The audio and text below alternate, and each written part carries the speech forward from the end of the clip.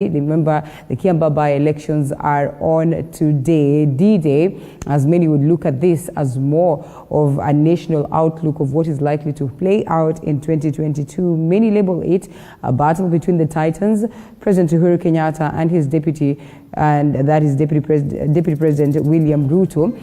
The key figures that will be battling it out, not of course them, but their contenders, well, we all know that we have Kareri Njama of Jubilee Party, and we also have Kawanjiko of UDA, and it appears that this race is between these two. We have other independent candidates, we have other candidates who are vying on different parties, but as the ground would sound, it is going to be either in favor of Jubilee, of UDA. Historic moment, because then President Uhuru Kenyatta, if he takes the lead, or if Jubilee takes the lead, then this will cement the fact that he still remains the kingpin of the Mount Kenya region. But if such is not the case, and the UDA candidate, that is Kawanjiko, is able to gather this, then evidently it will probably come out as a picture of what then the DP has been able to make in terms of gains, and maybe for the very first reason it will confirm again, or for the very first or the second time,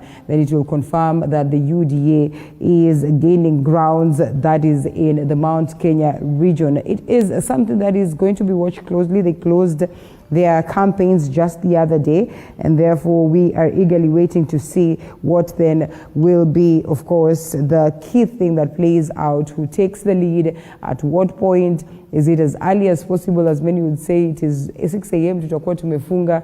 Is it going to be, characterized by voter apathy, or we're going to see the people of Kiambaa coming out in large numbers to exercise their democratic process or their democratic right? So we follow up on that closely. We have our reporters on ground.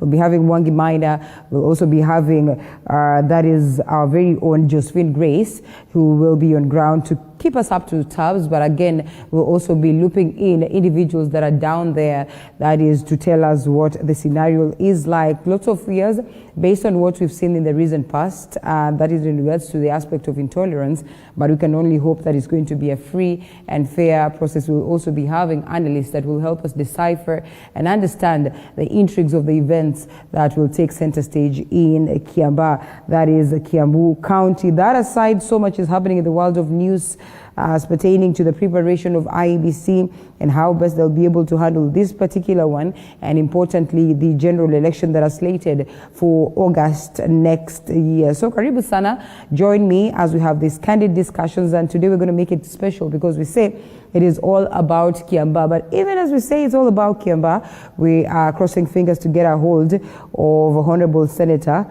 of Kakamega, that is Cleopas Malala, so that he would come in to tell us what the situation is like for the NASA coalition. It appears like it is all done and dusted. Is it so? Even as their conversations to revive the same, I mean, a couple of them would feel like maybe it's not proper, because to them, it still remains that ODM should change them. So much in the world of politics and also in the world of news. Karibu sana. Hashtag Morning Cafe at Linda_Lela TV47KE. Let's get to sample some of your comments as we proceed with the broadcast. Remember, it is Morning Cafe Coast Edition. Make sure that you keep it right here from the word go all the way to 9 a.m. I'd be glad to take you through. Now let's look at what has been captured in the papers. A couple of stories that are crucial and really important. And yes, later on we'll also be looking at the same story in the lenses of the guests that we have this morning. And we have the People Daily, the Standard newspaper, and as well we also have the Daily Nation. To start off with what the Standard newspaper has in details, inside ruthless gang murdering children. This is quite unfortunate.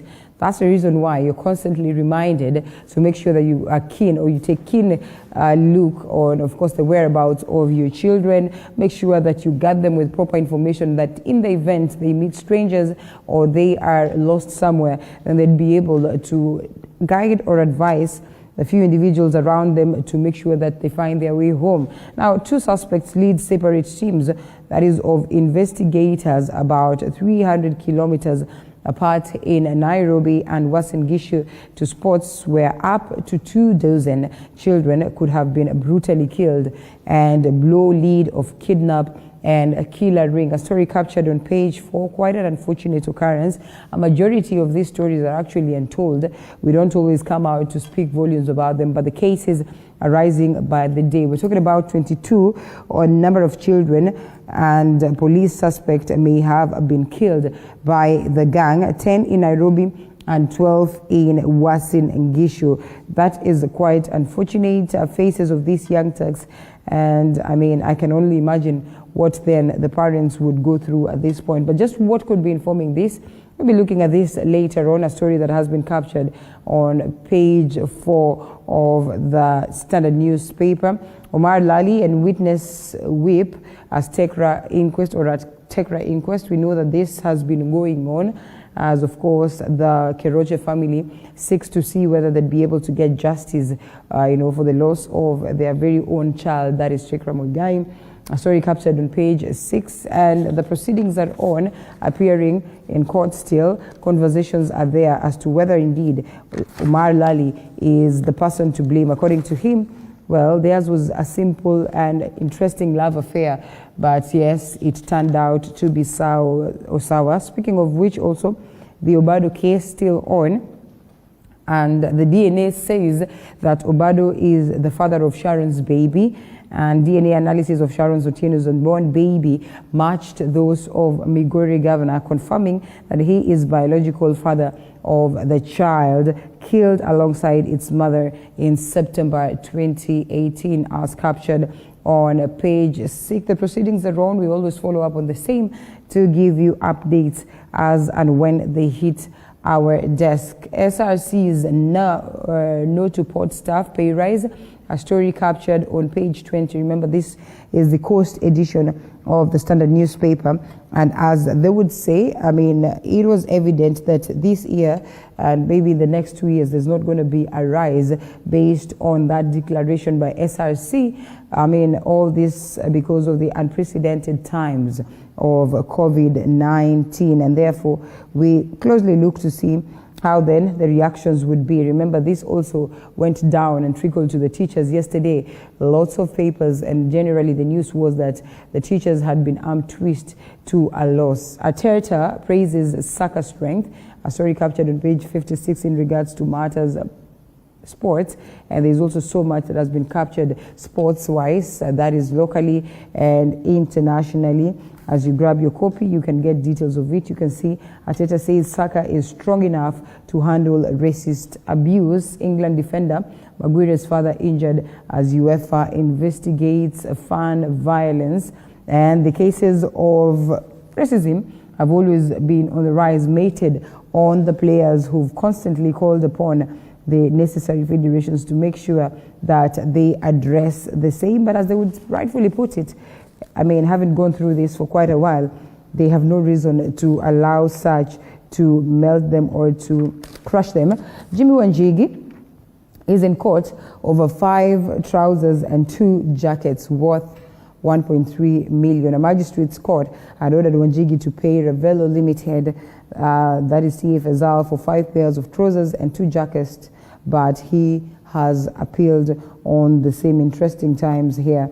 You can always grab your copy and just get to understand what happens. Puzzle of night in Fanu at Mutahi Ngunyi's Runda home, a palatial mansion in Runda, which political scientist Mutahi Ngunyi has called home for about 27 years, was yesterday gutted by a mysterious channel fire that actually gets many asking what really could have informed or instigated the same. That is on the Standard newspaper. The People Daily briefly speaks of confessions of a children serial killer. I think it's more or less the same story as, of course, what has been captured on the front page of the Standard newspaper. And Masten Wanjala, who is 20 years, gives chilling details of just how he abducted 2 of his latest victims before executing them, and in cold blood, then leads detectives to scene where he had placed the bodies, or where the bodies were found, as captured on page 2. Remember, these cases are on the rise, and you are reminded to make sure that you're keen to understand what, of course, your children are doing, at what time, and where it is that they are. IEBC tenders for ballot, or the ballot papers as polls bacon, a story captured on page 4 of the People Daily. Electoral Agency also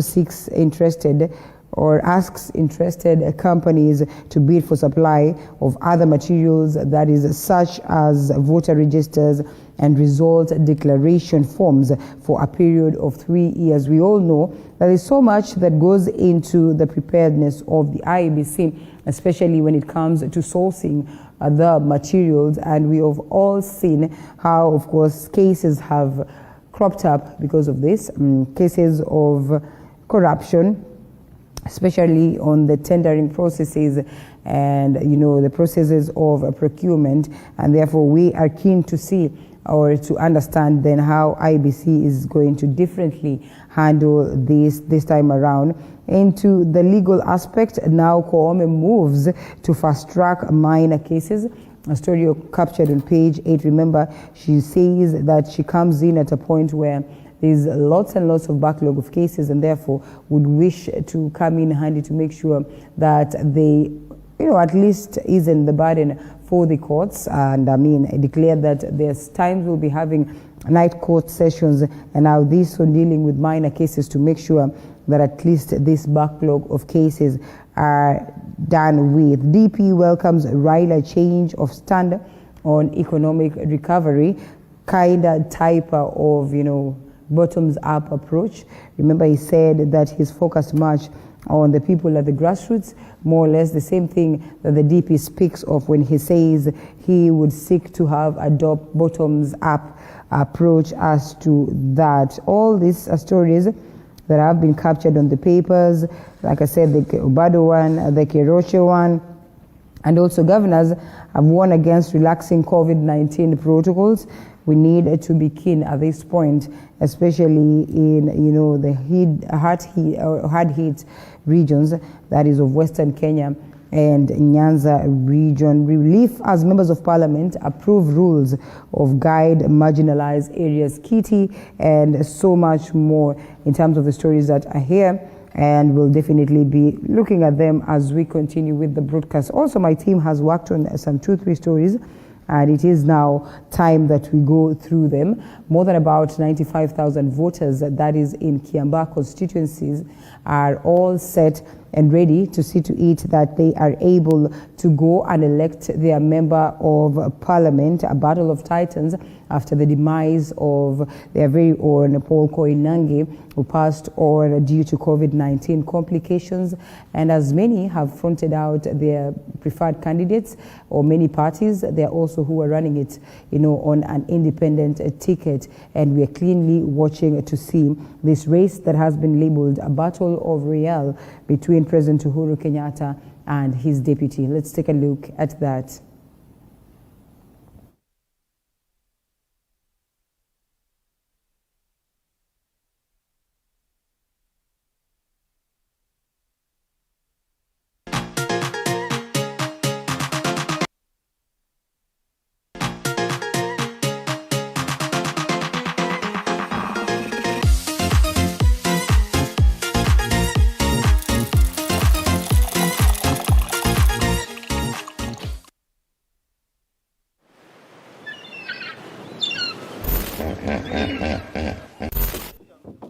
Why crocodile inaweza tokea juu. Hiyo sijakula hata unataka nikufe kabla ni. I don't like it. I don't. Miss Kai na hipo ikitokelezea ivuruche simu yangu. No, ni sawa. Those who know me will tell you I'm not a lover of large volumes of water. But for you, we rub the different parts of candidate wetu watokee kesho, kwa sababu sisi tunajua tuko na ushindi. Na si kwa sababu ati sisi ni chama ama nini, ni kwa sababu tuko na candidate ambaye ni mzuri sana, na ambaye amejiuza, na ambaye amekuwa na wananchi hapa kwa ground. Kwa hivyo sisi tungeomba tuwe na peaceful elections siku ya kesho, na niombe watu wa Kiambaa wasikubali wale watu wanakuja kuwa incite, kuwaweka ile fear ama kuogofya wasitokee, kwa sababu nimeona kuna watu wengine wanaanza kusema maneno mengine ambayo wao wenyewe wanapanga kisha wanakuja hapa kutisha watu wa Kiambaa. We have raised the concerns that we have noted surrounding the polling which is coming up tomorrow.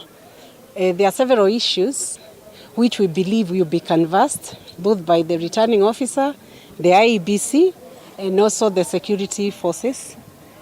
First, we have noted there are very many police officers who have been deployed to come and superintend over the election day tomorrow. We hope they have been deployed to keep peace and maintain order in Kiambaa constituency, because we would not want a situation where the security forces make it very unconducive for voters to walk and vote and exercise their constitutional mandate to vote in their next member of parliament. There is no term in elections called super agent. We only have two categories of agents. We have the chief agent who coordinates the other polling station agents or counting agents. And it is this chief agent who will also come to the tallying center to witness the final tallying. So there is no term as a super agent in our election laws, and we will not allow those super agents. We have discussed at length with the security. We have made our request on what we think is enough security, which is going to take care of our voters. About excess use of power, I don't know. I have not heard the complaint myself from anybody, but in case it happens, now the issue of law and order lies squarely with the county commander. Okay, we are following that closely, and we now have our very own reporter, Mwangi Maina, who is following up on the process of Kiambaa by-elections. Remember, voting lines opened officially at 6 a.m. A battle of titans, battle royale between, of course, Jubilee's Kariri Njama and UDA's, that is Kawanjiko. And we're following up to see what really has happened so far at that moment where the voting lines were officially opened. Mwangi Maina, if you can hear me, kindly paint a picture of what is happening in Kiambaa right now. Well, good morning, Linda Alela. 16 degrees Celsius in Ruaka, Kiambaa, Kiambu County, and 24 degrees Celsius in Mombasa, County 001. Welcome to the Kiambaa by-election. My name is Mwangi Maina. We are in Ruaka Nursery School, which is a polling center with around 13 polling stations here. As you can see, it is done in open air, around 13 tents, and every tent is a polling station. So we have around, I'm being told that this is one of the largest polling station here with around 8,000 voters. So Linda Lela, to let you know that we were here at exactly 6 a.m. when voters started streaming in, and I can confirm to you that a majority of the polling stations here opened at 6 or some few minutes past 6. That is 6:01, 6:02, and the latest I heard opening is at 6:06 a.m. So I can confirm to you that I can see all the polling stations here have been opened and voters are streaming in properly well. So Linda Alela, probably to take you through the process of voting. So a voter is coming in from that direction. So when they come in from that direction, they will meet at the queuing clerks here. And so these queuing clerks here, you will have to present your ID. And according to your name, the first name of your ID, then you are directed to the polling station that you are supposed to cast your vote. And as my camera person can clearly show you, we have one of the voter being led to one of the polling stations where they are supposed to, where they are supposed to cast their vote. And as I had explained to you earlier, so when you come to the polling stations, first of all, you have to meet the queuing clerk, and then there is a COVID clerk who is ensuring that you are adhering to the Ministry of Health protocols. So you have to get sanitized, you have to get your temperatures checked before you are allowed to the first clerk who will be checking your name on the QM response kit and also confirming on the voters register. And then from that, you will go to the third clerk who will be issuing the ballot paper. And then after that, you proceed to the voting booth, and then you will see the inking clerk, and then you are free to leave the polling station. So it is a process that is taking less than 10 minutes. And in every polling station, Linda Alela, I can tell you, I've not seen, not every polling station has agents. Not all agents have arrived, but a majority of them are having agents of the different political parties. Linda Alela, it is quite cold here, but you can see I'm properly armed. I'm properly dressed to ensure that everything here is going on well. Maybe to recap quickly, Linda Alela, we are having slightly over 96,000 voters and 8 political candidates who are in the race to succeed the late Kiambaa Member of Parliament, Paul Koinange. We are having 5 wards here in Kiambaa constituency. We are having Sianda, we are having Mushadha, we are having Denderu, and we are having Kihara. So right now, Linda Alela, that is what is happening. Not a majority of voters are checking in right now, but we believe as time goes by, we shall see a huge number of voters streaming in. Linda Alela, to let you know that yesterday there were propaganda that some of the candidates had withdrawn, but especially the Jubilee candidate, but the Jubilee party and the candidate himself confirmed that they are still in the race. So the Jubilee Party Secretary General Raphael Tuju rubbished those claims, and so every candidate is in the ballot. So the fight for the race rather for the 96,000 voters has already kicked off, and we will be letting you know the Jubilee Party candidate will be voting at Egashia Primary School, and the UDA candidate will be voting.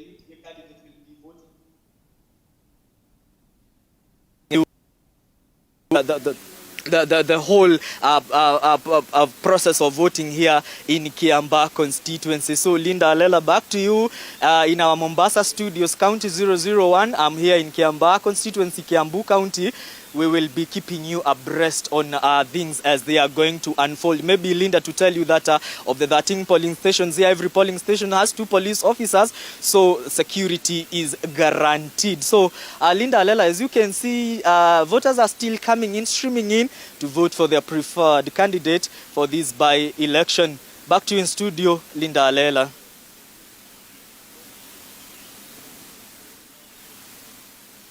Well, eloquently and well articulated there by our very own Mwangi Maina, who's closely following up on the events in Kiambaa County. He will be there, all the way to that point where the votes or line will be closed.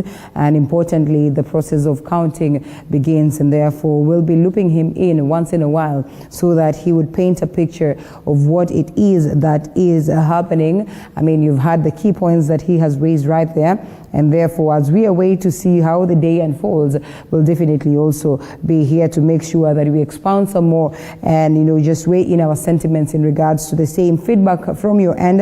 Elvis, good morning, Kenya. Getting live broadcast from Vihiga, Rwanda. Dan Karuti says that UDA will carry the day. And Dominic Ekamai says, we are watching carefully, closely and keenly with our eagle eyes. The Kiambaa by-election, let the IEBC do its work. Kura za UDA lazima zilindwe. We will see what then will play out. It is an interesting match, in quotes, to watch as we await to see how these candidates will perform. As Mwangi Maina has said, those rumors that were there that some candidates had decided to shy away from the contest more, of course, have been rendered, useless, or they have been termed as only rumors. And therefore, like I said, Mwangi Maina is on ground, and we as well have our very own Grace Josephine, who will also be painting a picture on a different corner as to what is happening. But importantly, we have, political analyst Peter Mushendu, who is also on ground, and we'd love us to get to hear from him in terms of the preparations down on ground. He is a political analyst, but equally an agent of UDA, and therefore I think it's only fair that we also get to loop him in as he tells us what is happening in terms of preparation and what their expectations as UDA then would be. Do we have a hold of, or have we gotten a hold of Mushendu? Yeah. Linda. Good morning, how are you? Good morning, how are you? Good morning, how are you? Woke up and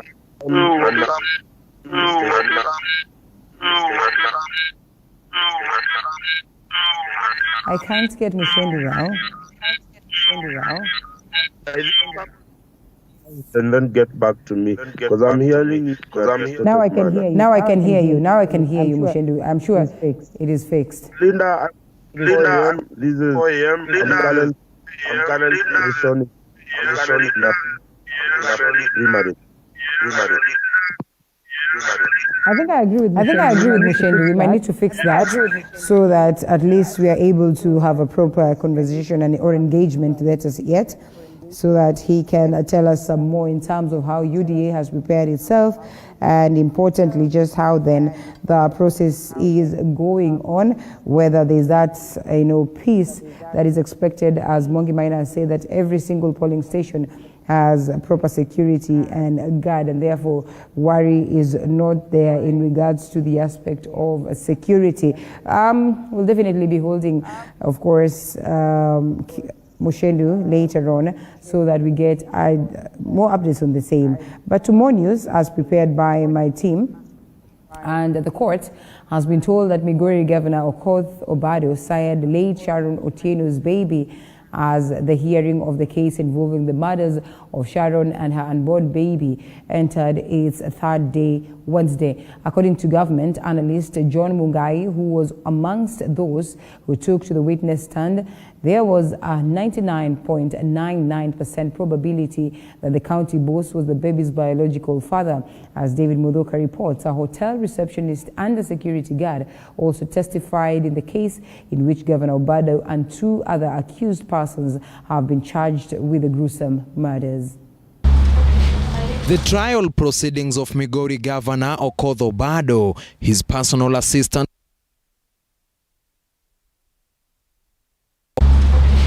The trial proceedings of Migori Governor Okoth Obado, his personal assistant Michael Oyamo, and County Government Clerk Caspar Obiero in the murder of Sharon Otieno and her unborn baby resumed on Wednesday morning, with 3 witnesses testifying before Milimani High Court Judge Cecilia Githua. Say it again.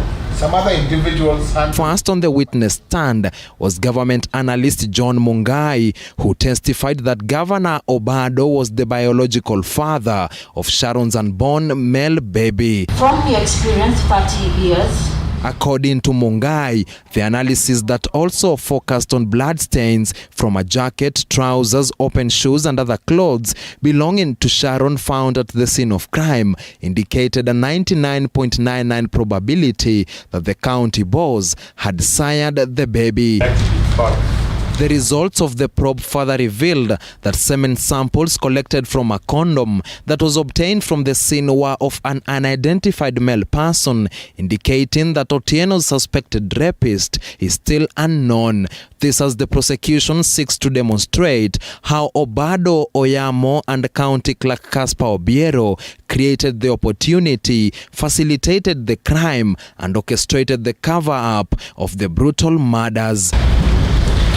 2 more witnesses also testified, among them a hotel receptionist and a security officer. Veronica Wangeshi Wambugu was a receptionist at a Nairobi hotel when the murder took place, while Alex Omamo was an airline security officer in the days leading to Sharon's murder on 3rd September 2018. The former testified that she was involved in a crucial money transaction with a protection witness, while the latter testified that he saw Sharon in the company of the protected witness board a Nairobi-bound plane in Kisumu days to her murder. As the hearing of the Sharon Otieno murder case gains momentum, all eyes will yet again on Thursday be trained on the Milimani Law Courts, where more witnesses are expected to take the stand.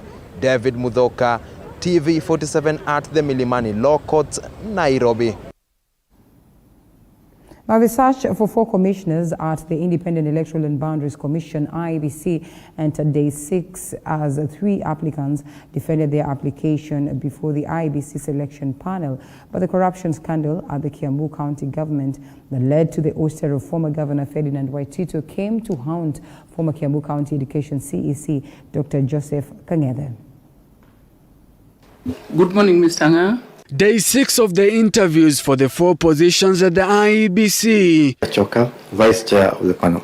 Former Kiambu County Education CEC, Mombasa County Chief Officer, and International Boundaries Secretary in the Office of the President were defending their suitability to serve at the electoral body. All the 3 defending their candidature to fill the vacancies at the electoral body. Social services to separate. First on the hot seat was Dr. Joseph Kang'ethe, a medical lecturer at the Jomo Kenyatta University and former Kiambu County Education CEC. Kang'ethe, using his experience in running the county affairs, to convince the panel that he will solve the confusion in the commission.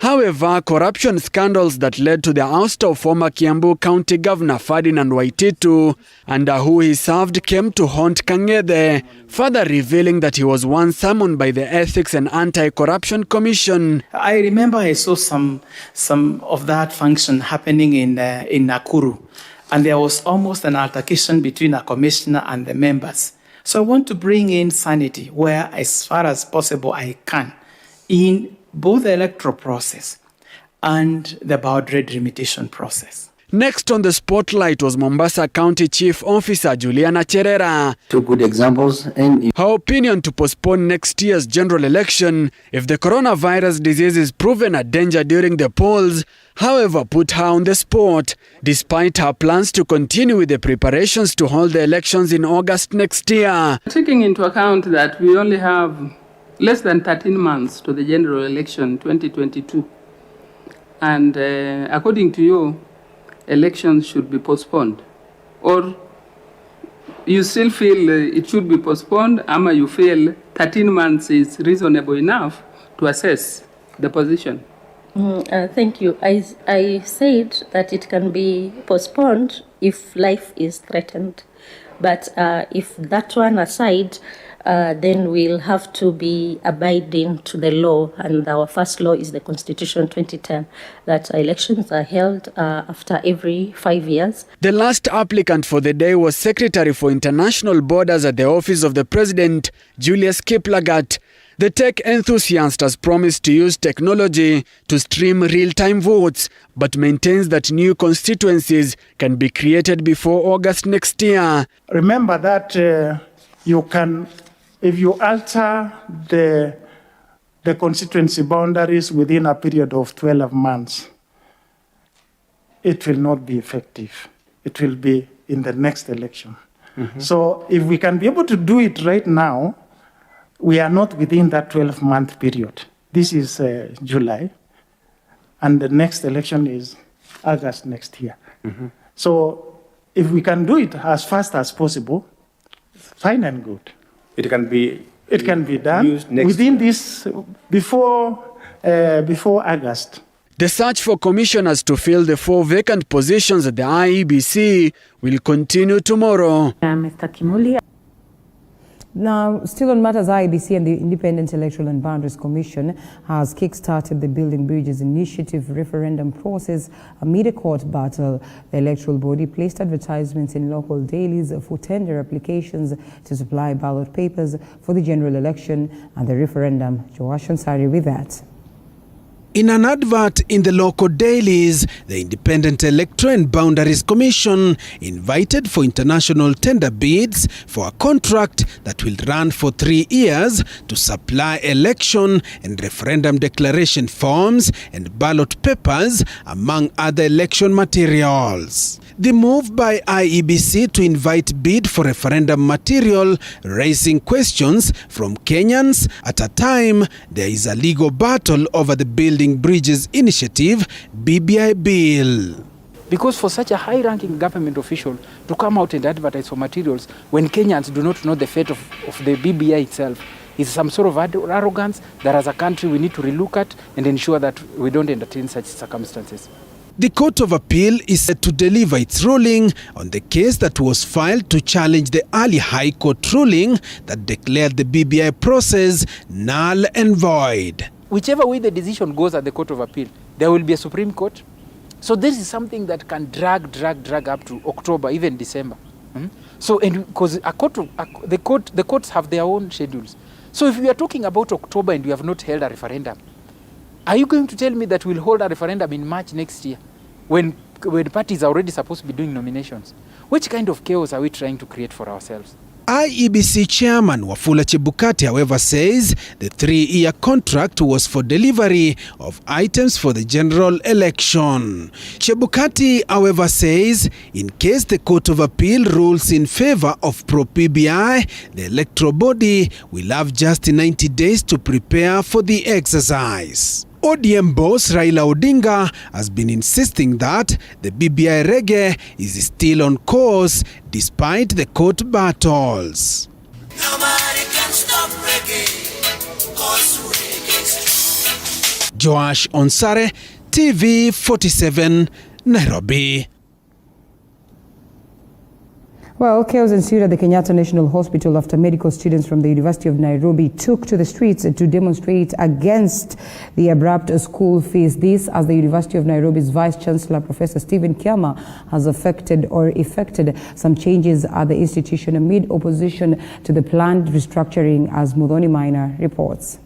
Professor Kiama, you involve us in the decision making, or else you'll go home. Fees, and more fees is scoring higher and higher at the University of Nairobi, causing restlessness among comrades as they feel the pinch.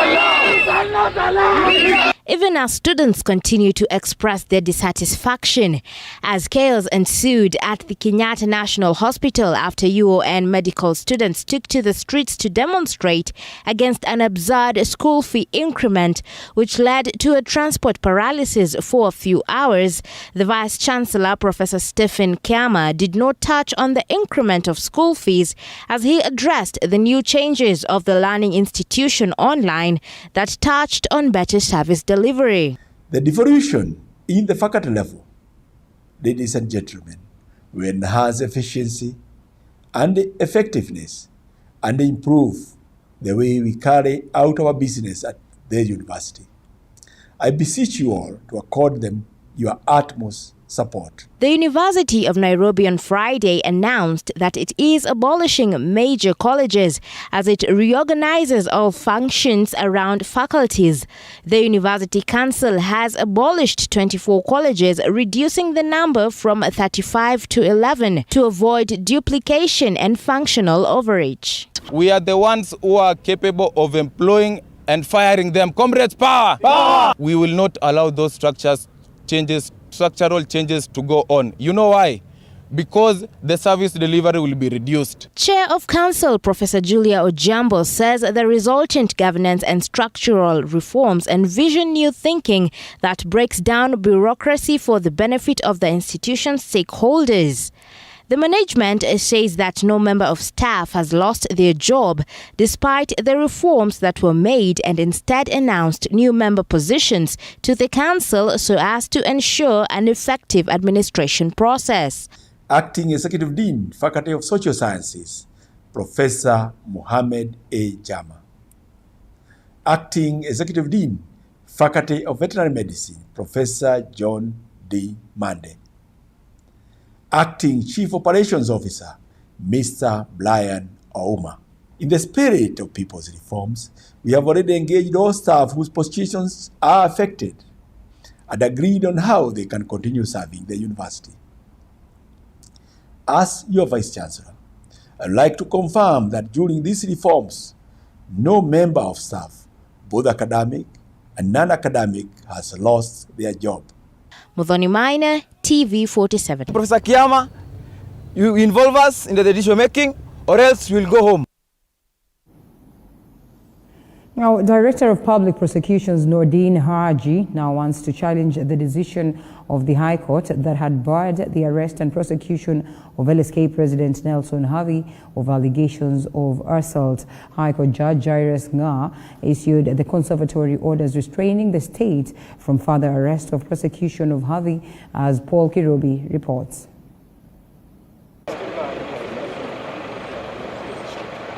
The Director of Criminal Investigations, Nordin Haji, now says he will challenge the decision of the High Court that barred the arrest and prosecution of LSK President Nelson Havi. DPP says the order were issued prematurely. The High Court temporarily barred the DCI and the Inspector General of Police from arresting or prosecuting LSK President Nelson Havi for allegedly assaulting suspended CEO Mercy Wambua. Justice Jairus Nga issued the conservatory orders restraining the state from further arrest or prosecution of the applicant for alleged offences connected with the allegations made by Mercy Wambua. The DPP did not present the court file, and therefore our client could not be presented or charged before court today. On Tuesday afternoon, LSK President Nelson Havi's lawyer Bryant Kaemba moved to court to seek orders barring the DPP, IG and DCI from arresting or prosecuting the LSK boss. Havi was arrested on Tuesday afternoon and later released on a 10,000 shillings police bond. Constitution is expressed. Before you go and arrest somebody, the evidence should have been collected, so that when you arrest him, you present him for purposes of continuing with the prosecution. He is alleged to have assaulted the LSK CEO Mercy Wambua on Monday morning during a council member meeting at their offices. The embattled CEO, in the company of her lawyer Steve Ogola, recorded a statement at the Mudangari police station stating that Havi accosted her in the boardroom where she was to have a meeting. According to court documents filed in court, Kaemba says his client was arrested and was scheduled to take a plea this morning over Wambua's complaint that was just rumors. The lawyer argued that the arrest and intention to prosecute Havi is a contravention of his fundamental rights to a fair trial, fair administrative action, and amounts to an abuse of the legal process. Paul Kirobi, TV47, Nairobi. Cancer survivors have called for increased access to medical care, saying equipping sub-county hospitals with adequate medicine and specialists will go a long way in containing the cancer problem in the country. Speaking during a cancer management forum in Meru County, the survivors have urged the government to consider waiving charges for cancer medication in an effort to cushion vulnerable families. Cancer ranks as one of the top most killer disease in the country. Dawa iko na bei kali, dawa haipatikani, hata ikiwa na hiyo bei kali haipatikani pale hospitali. Kwa hivyo haya ni mambo ambayo, na sio hapa tu tumeyasikia, hii mambo tunayasikia kila mahali. Kwa hivyo hii ni mambo tunafikiria tutaenda tupelekee waziri wetu na PS wetu, na wataketi chini, wataona kama ingine itabidi ipelekwe bunge la taifa, ndio hiyo mambo ibadilishwe. Kweli janga la kansa linazidi kuenea na tunapata kuwa wanawake, wanaume pia watoto wanakumbwa sana na hii ugonjwa ya kansa, na tungetaka kujua zaidi, na kuna mikakati ambayo inafanywa kufanya utafiti kujua ni nini haswa linafanya Wakenya wanakumbwa na kansa, tuseme kama ya koo, kansa ya eneo zingine za mwili, ambapo tungejaribu tuondoe hilo jambo ambalo linasababisha kansa. Our main focus this morning on the Kiamba by-election, as we also hope to get a hold of the Kakamega Senator Cleopas Malala later on to discuss the fallen glory of the NASA coalition, and of course we get to understand legally how then they have positioned themselves, especially at this point when we are almost getting to an electioneering period. But as I have said, Kiamba by-elections are of course open this morning. We've seen our very own Mwangi Maina painting a picture of how the day has begun. Exactly 6 a.m. we had polling stations that had already opened. He says the latest that was opened at around 6:06 a.m. with preparations all set to make sure that the space is open for the people of Kiambaa to go and elect the person who will represent them at the National Assembly after the demise of their leader, Paul Koinange, of course, courtesy of the unprecedented times of COVID-19 or COVID-19 complications. And as Mwangi Maina would rightfully put it, the polling stations are open. I mean, people are trickling in, though not in large numbers, but we wait to see how the day unfolds, whether it will be characterized by lots of people coming to vote, or this then would be about the aspect of voter apathy. We have seen levels of voter apathy in the previous by-elections that have been held, but then again, we hope to see that the 95,000 voters that are registered in Kiambaa constituency would probably come out in large numbers to make sure that they vote their respective leader. And we have, agents of these different parties that are on ground that will be looping in. They will be giving us, what the plans are, how they have prepared themselves, painting a picture of their expectations in their own respective parties. And of course, that is the likes of Mushendu and also Dennis, who will be telling us what they are doing there and what is expected as to this. We also have our very own reporter, Grace Josephine, who will be as well telling us the events of Kiambaa constituency. And we wait to see how historic then this moment would be. We all would want to characterize this or, equate this to the by-elections that we've witnessed in the recent past. And all these by-elections have been marched up to the national level politics or national level of politics, as this one of Kiambaa in particular is being looked at as a battle of titans. President Uhuru Kenyatta battling his deputy, that is William Ruto, who is king of Mount Kenya, or the king of the mountain. That is the biggest question, as then this would be looked at as a litmus test to getting to know whether if Jubilee gets to win, then it would mean that President Uhuru Kenyatta still maintains his position as the Mount Kenya region leader for now, or the kingpin.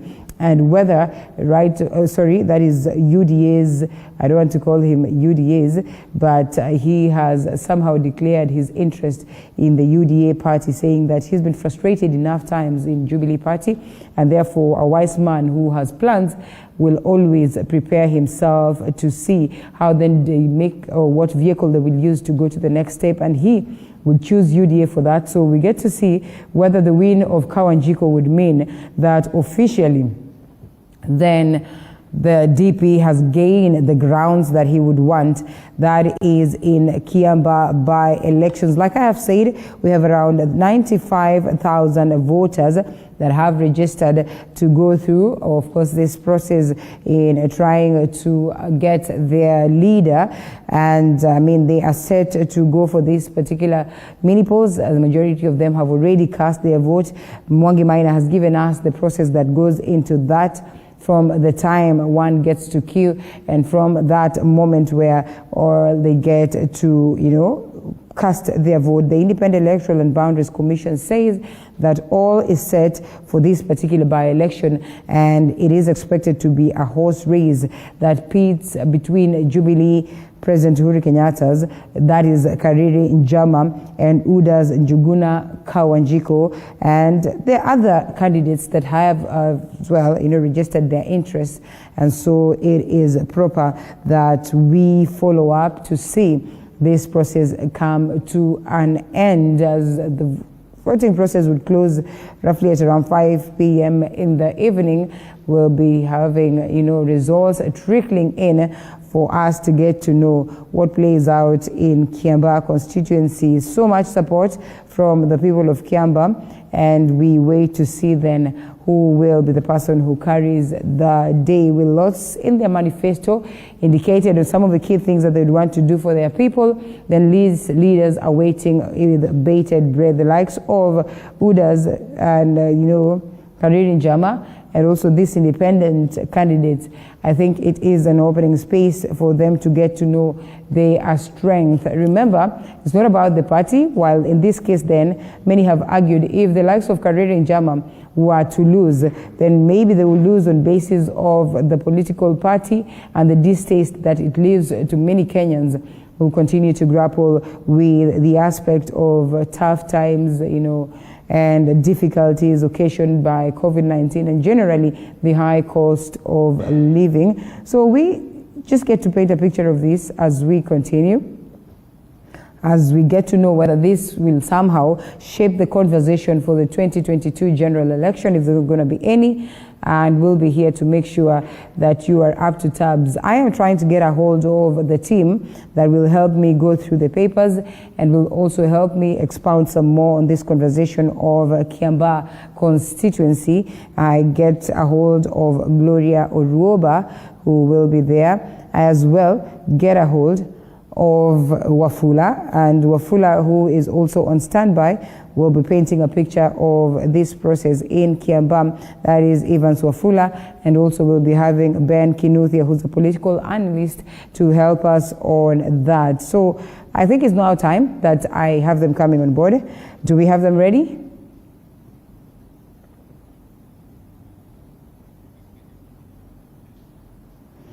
Emmanuel, do we have the guests ready in Nairobi? Yes, we are. Good morning, Linda.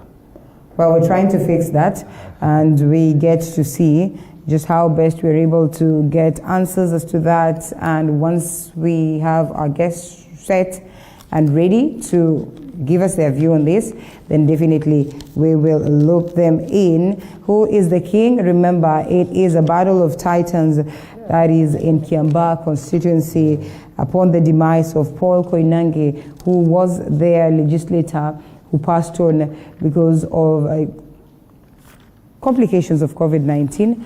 And it is now time that they get a replacement of him in selecting or in going out there to cast their vote in favor of one's preferred candidate. That is what is happening in Kiambaa constituency. Started as early as 6 a.m. as IEBC has confirmed that they have put all the set to make sure that this is addressed and also the aspect of security guaranteed. And here we are. I think we have the guests ready. Gloria Oruoba, who is in the other side, that is Nairobi County Studios, and we also have Ben Kinuthia to join us for this as we try and fix the audio for Evans. Good morning, ladies and gentlemen. Good morning to you, Linda Alela. Been well?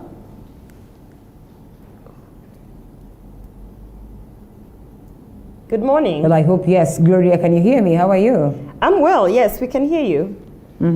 Good to have you. And we have a couple of stories. I know you're so excited to discuss Kiambaa, but before we get to discussing Kiambaa, I think it's only fair that we also treat these other stories that are of equal importance, you know, with utmost keenness and, you know, with the same urgency and importance of view of importance. So we have the Daily Nation, the Standard newspaper, and the People Daily. This story that finds itself across all the papers on how the suspect or how a suspect was arrested after being linked to kidnapping of 2 boys, and he narrated a story of how he killed 13 children. Man's shock confession indeed it is one that has gotten many people wondering.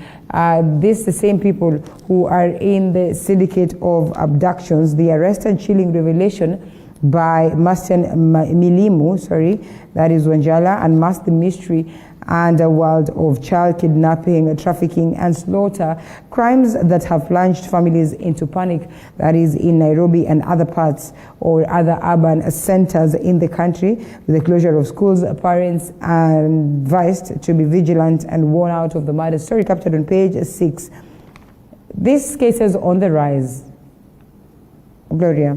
It's a very sad affair, Linda. Actually, this speaks a lot to the levels of insecurity in this country, particularly in Nairobi. I mean, when I was reading this story, I was just trying to figure out, ever since NMS took over, you know, what is happening, because it's not only the kidnappings of children, it's also, we've seen the kidnappings of adults, we've seen a lot of businessmen being executed in broad daylight, people going missing, we still have a political,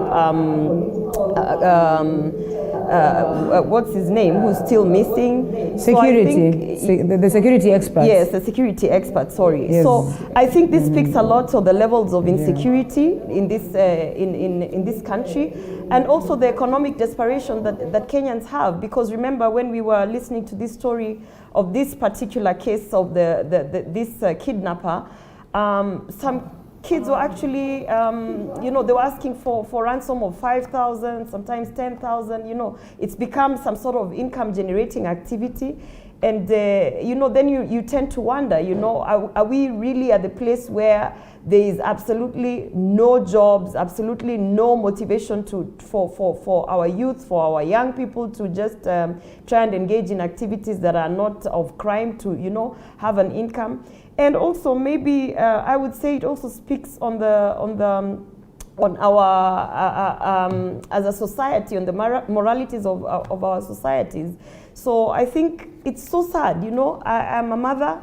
I have a 13-year-old son, and ever since all these things have been happening, I've been thinking, even when we are taking them for these football tournaments and what, there's always this anxiety, because, you know, it doesn't feel safe anymore. Yeah, and here we are. It's quite unfortunate that it has gotten to this point.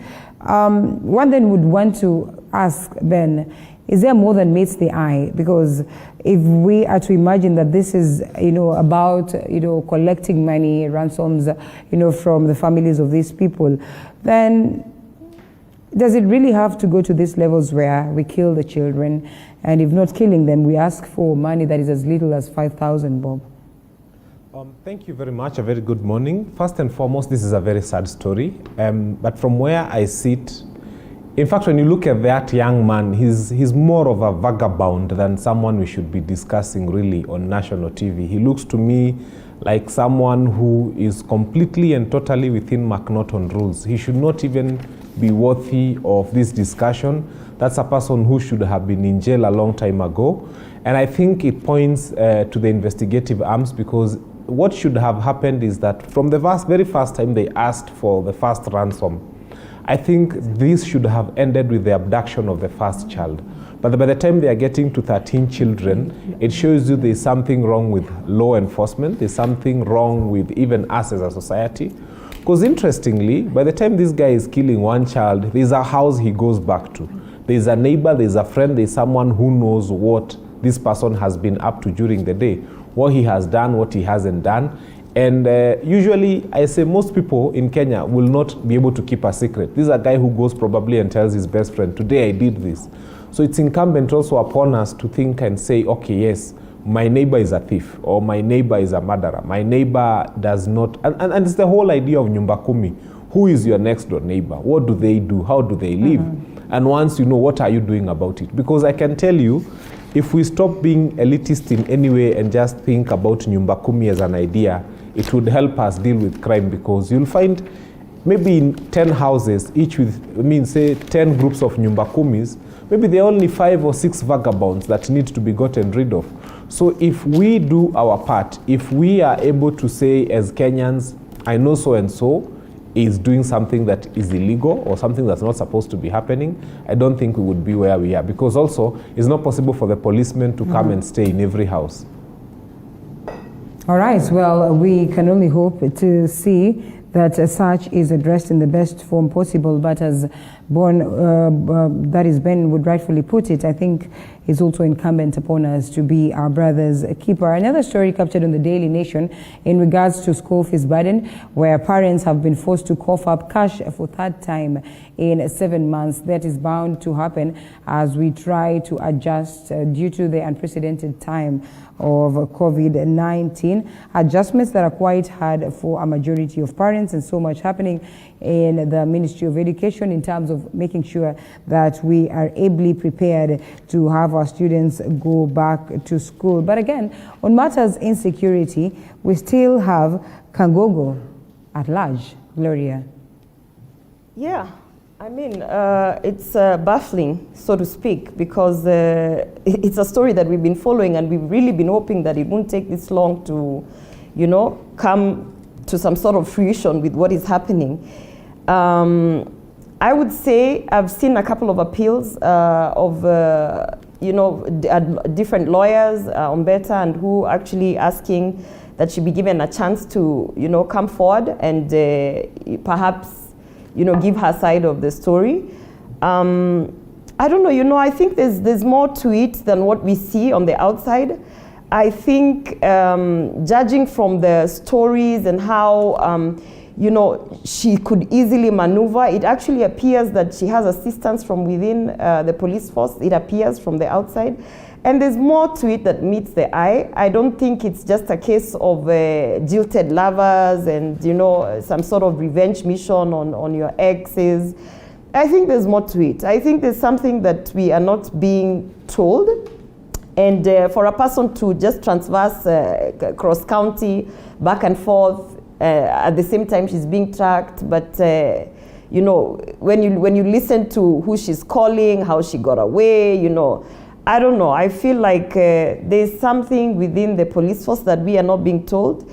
And actually, if you ask me, I think this story will fizzle away because the police force has to find a way to solve it away from the public, because I truly believe that it's an internal matter that they need to look into. And I suspect that it is affecting more than just these three who have been mentioned, or rather this, you know, the two dead and the lady.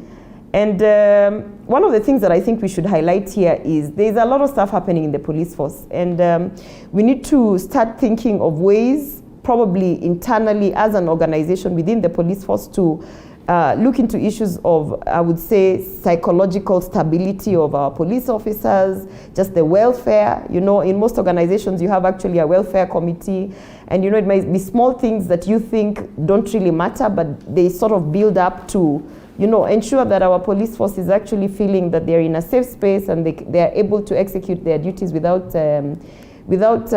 feeling the need to, you know, seek attention through other ways. So I think there's so much that we need to address from a social perspective. And these kind of incidences, I think, also speak to the fact that as a police force, the internal organization has missed out on a lot of things, on team building, on a lot of things, such as people coming, the police coming forthright to say there are certain things happening internally. And those are the things that they need to sort out.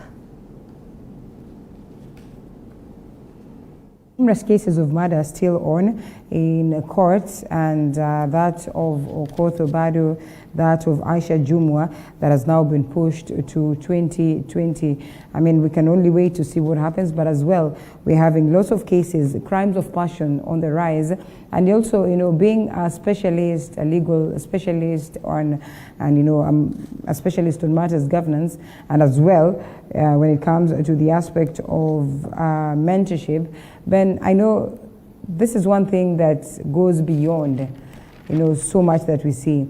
It speaks volumes of, you know, the eroded values of society. It speaks volumes on, you know, the collapse of morality in a society, and above everything, the fact that you, like, rightfully put it, every man is always for himself, and therefore you not even take time to get to understand where someone could be having mental problem and maybe would need our attention. Oh, thank you. On this Caroline Kagongo story, I think first and foremost, let us hope and pray that she's alive. Let us believe that she's hiding and she's alive, because the people who told us that she has shot people are the same people who told us that they are looking for her. They are the same people who have told us that she's been found in place. I mean, she's switched on her phone on and off, on and off. They are the same people who are telling us she has moved across 6 counties. They are the same people who are saying there's a love triangle.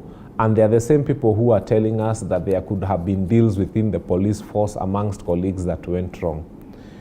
As I sit here, I would want to believe that there could be 1, 2, or 3 officers who would prefer this lady dead than alive, because dead people tell no stories. So let us hope first that she's alive. Let us pray that she's alive. And let us hope that she would come out and tell us the truth and tell Kenyans exactly what her side of the story is. Because one of the laws of natural justice is that no man shall be condemned and heard. And Caroline Kagongo is one person who has been condemned and heard. Her side of the story has not been heard. I would be surprised if she spoke and we heard what her story looks like. And then you would start looking for some of the people who are actually shouting so hard and saying things against her. Because most of the times when I'm given a chance to say things about my opponent or someone I do not like, I can say so many things.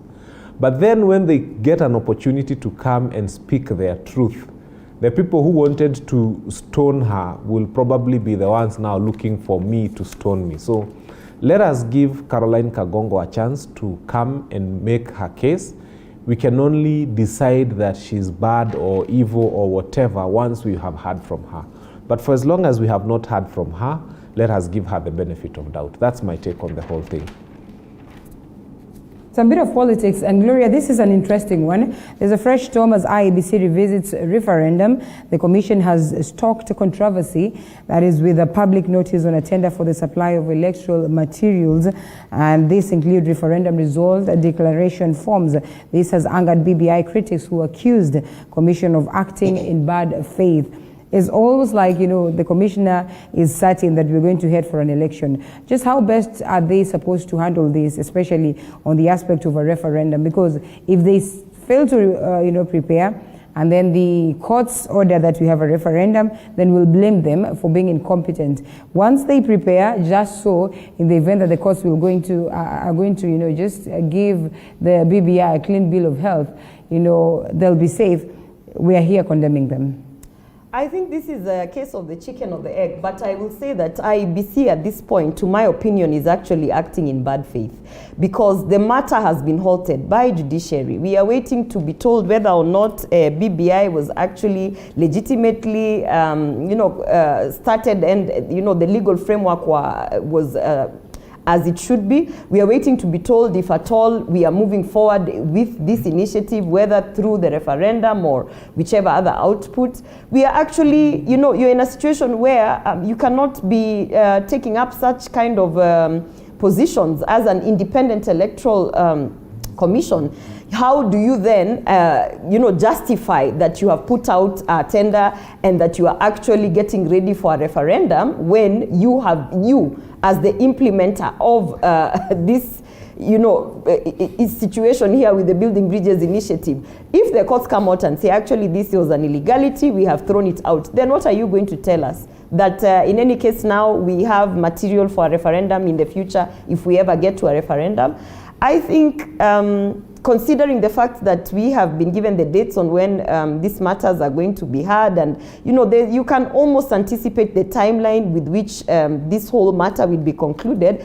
I don't imagine that IEBC would, even if given a week or two from when we get that judgment, would be in a position not to actually get ready. I don't think that is the case, because if they have already been given a budget, which is what they are trying to push, Alela, from the beginning, there had been allegations that BBI was a cash cow for people who are preparing for elections. There had been allegations from the very beginning that even the printing of the documents was someone's business. There had been allegations that they had already stipulated the kind of budget that they needed for the eventuality of the referendum, because someone has to make money out of that referendum. And so for them, it is like, let us put out the tender, let us go out and then procure, and we can always say that if the process is stopped, at least at the very end, what we really were interested in, it was not constitutional reforms. This was a business dealing. This was someone trying to prepare for 2022 elections, someone trying to fundraise for their campaign money. And we know these people, we know these cartels. So I think what should be, Kenyans should actually call out this kind of, I would say this is impunity. We should call it out for what it is. IEBC has got absolutely no reason to put out a tender preparing for a referendum, yet we are waiting to be told on the legalities of this initiative. I think it's in bad faith. Well, I think Chebukati should be held accountable. We should put him, this is where we should see the National Assembly, the Senate, calling them and telling them, you know, actually asking them questions in terms of why is it that they are, you know, spending taxpayers' money on a situation that is at this moment neither here nor there. Linda, Ben, blanket condemnation, I can't even wait. You know, on the same IEBC thing, first is you're asking whether they are acting in bad faith. In whose bad faith? They're acting in excellent good faith for this country. I keep telling Kenyans, Raila Amolo Odinga got the second highest number of votes after Uhuru Muigai Kenyatta.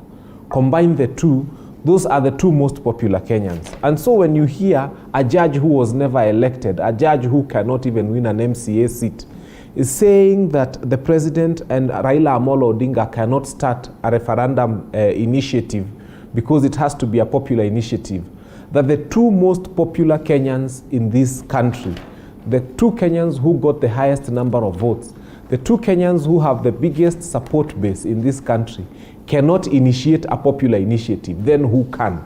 Because then you're saying these are people who have got the mandate of the people.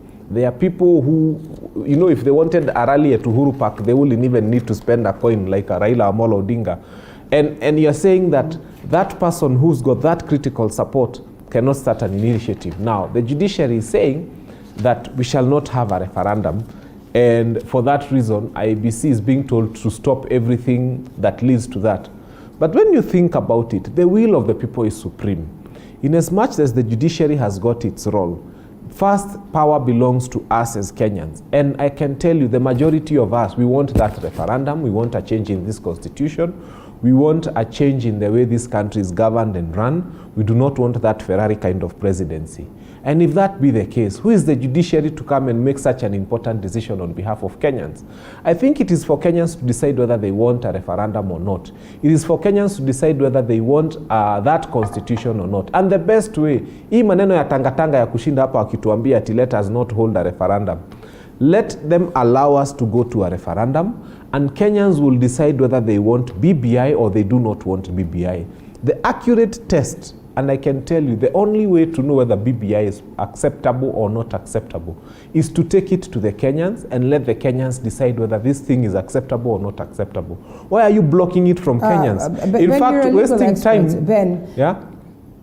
That's what I'm saying. IEBC should prepare. And therefore, I'd want to believe it's all right. IEBC should prepare. But my question then would be, while it is important that the Kenyans decide on whether they want the referendum or not, don't you think if the courts were to challenge this on a legal basis, on the constitutional basis, and declare it unconstitutional, then I mean, legally it would be the best thing to do as opposed to taking us or treating us through a referendum, acknowledging the fact that this is not right. There's something you're forgetting. That the ultimate will, the universal suffrage, the ultimate will of the people is more important than what is written in the Constitution. If, for example, Kenyans woke up tomorrow and decided that Senate is enough to run this country and we do not need Parliament, who is the Constitution to tell us anything? That Constitution, it is, if you read the preamble, it says, we the people of Kenya. So it's us who bequeath unto ourselves this Constitution. The Constitution did not give itself to us. The Constitution is not supreme to us. And so if as a people we decide that this is how we want to be governed, this is how we want to be run, and then the will of the people, as long as it's the majority of the people, is supreme to any written law. And that's why power belongs to the people. Then we can as well say, let's quash the Constitution and operate. Linda, yes. I believe first of all, I believe we have digressed because the question here was on the fact that IEBC is jumping the gun and actually procuring for a referendum, which we are not sure is actually going to be approved by judiciary. That's where we are at. And if we go by Ben's argument that IEBC is actually right to prepare, whether or not judiciary says yes or no, what they're doing is that they're preparing, can we also say that since they are trying to make sure that they are going to, execute BBI as should be, there was the issue of the 70 constituencies, remember, that was being contested. There was the issue under BBI that IEBC was being told that they do not have the mandate to actually carry out some of the things that they are trying to carry out in terms of creating this new 70 constituencies. So then are we saying that IEBC at this moment, before we get the judgment, that they are actually correct to say that they are even now going to do the boundaries reviews and they are going to start preparing because they want to be ready for this initiative? Are we going to say that they will put money on this constituency, regardless of the fact that it has been challenged in court about the Article 89 in terms of review of boundaries? Should they then also spend money in anticipation that if BBI passes, they need to prepare for these 70 constituencies? So that is actually the question. The question is, before we get that judgment, before we get that ruling that gives us the green light that indeed BBI is proceeding to a referendum, why is any government institution, why is any independent institution that is going to be an executor of this Building Bridges initiative actually spending money, yet we have not gotten the green light? That is where the conversation is. It is not about Raila Odinga being popular. It is not about Uhuru Kenyatta being popular. It is actually about the fact that we have not gotten the green light to proceed with BBI, and that means that nobody should be spending taxpayers' monies until we get the green light or not. That's just the fact. We are working on the presence of timelines, Gloria, and therefore you would understand that any noble person would prepare. And I mean, in this case, we do not know what direction the case would take. So is it not better for IEBC to just prepare, just in case this then is a conversation that will take us to a referendum? Linda? What is preparation, Linda? What is preparation? Preparation can be that you get your procurement procedures in line. Preparation could be that at this moment, if you want to go on a closed tender or depending on the Procurement Act 2015, whichever direction you want to procure, just put them in line. But does that mean that now you're going out of your way to actually purchase papers, the ballot papers? You're going out of your way to actually engage consultants in terms of referendum. Does that mean that you're going out of your way to actually start printing sensitization documents and bringing people on board? That is now the question, because preparation does not necessarily mean that you spend that taxpayer's money. I could be ready to go to an extent that if I get the green light tomorrow from judiciary that we are moving forward, it will take me a week to put everything together, because I have been lining up my paperwork, I've been lining up whatever it is that but not putting out tenders and actually shortlisting.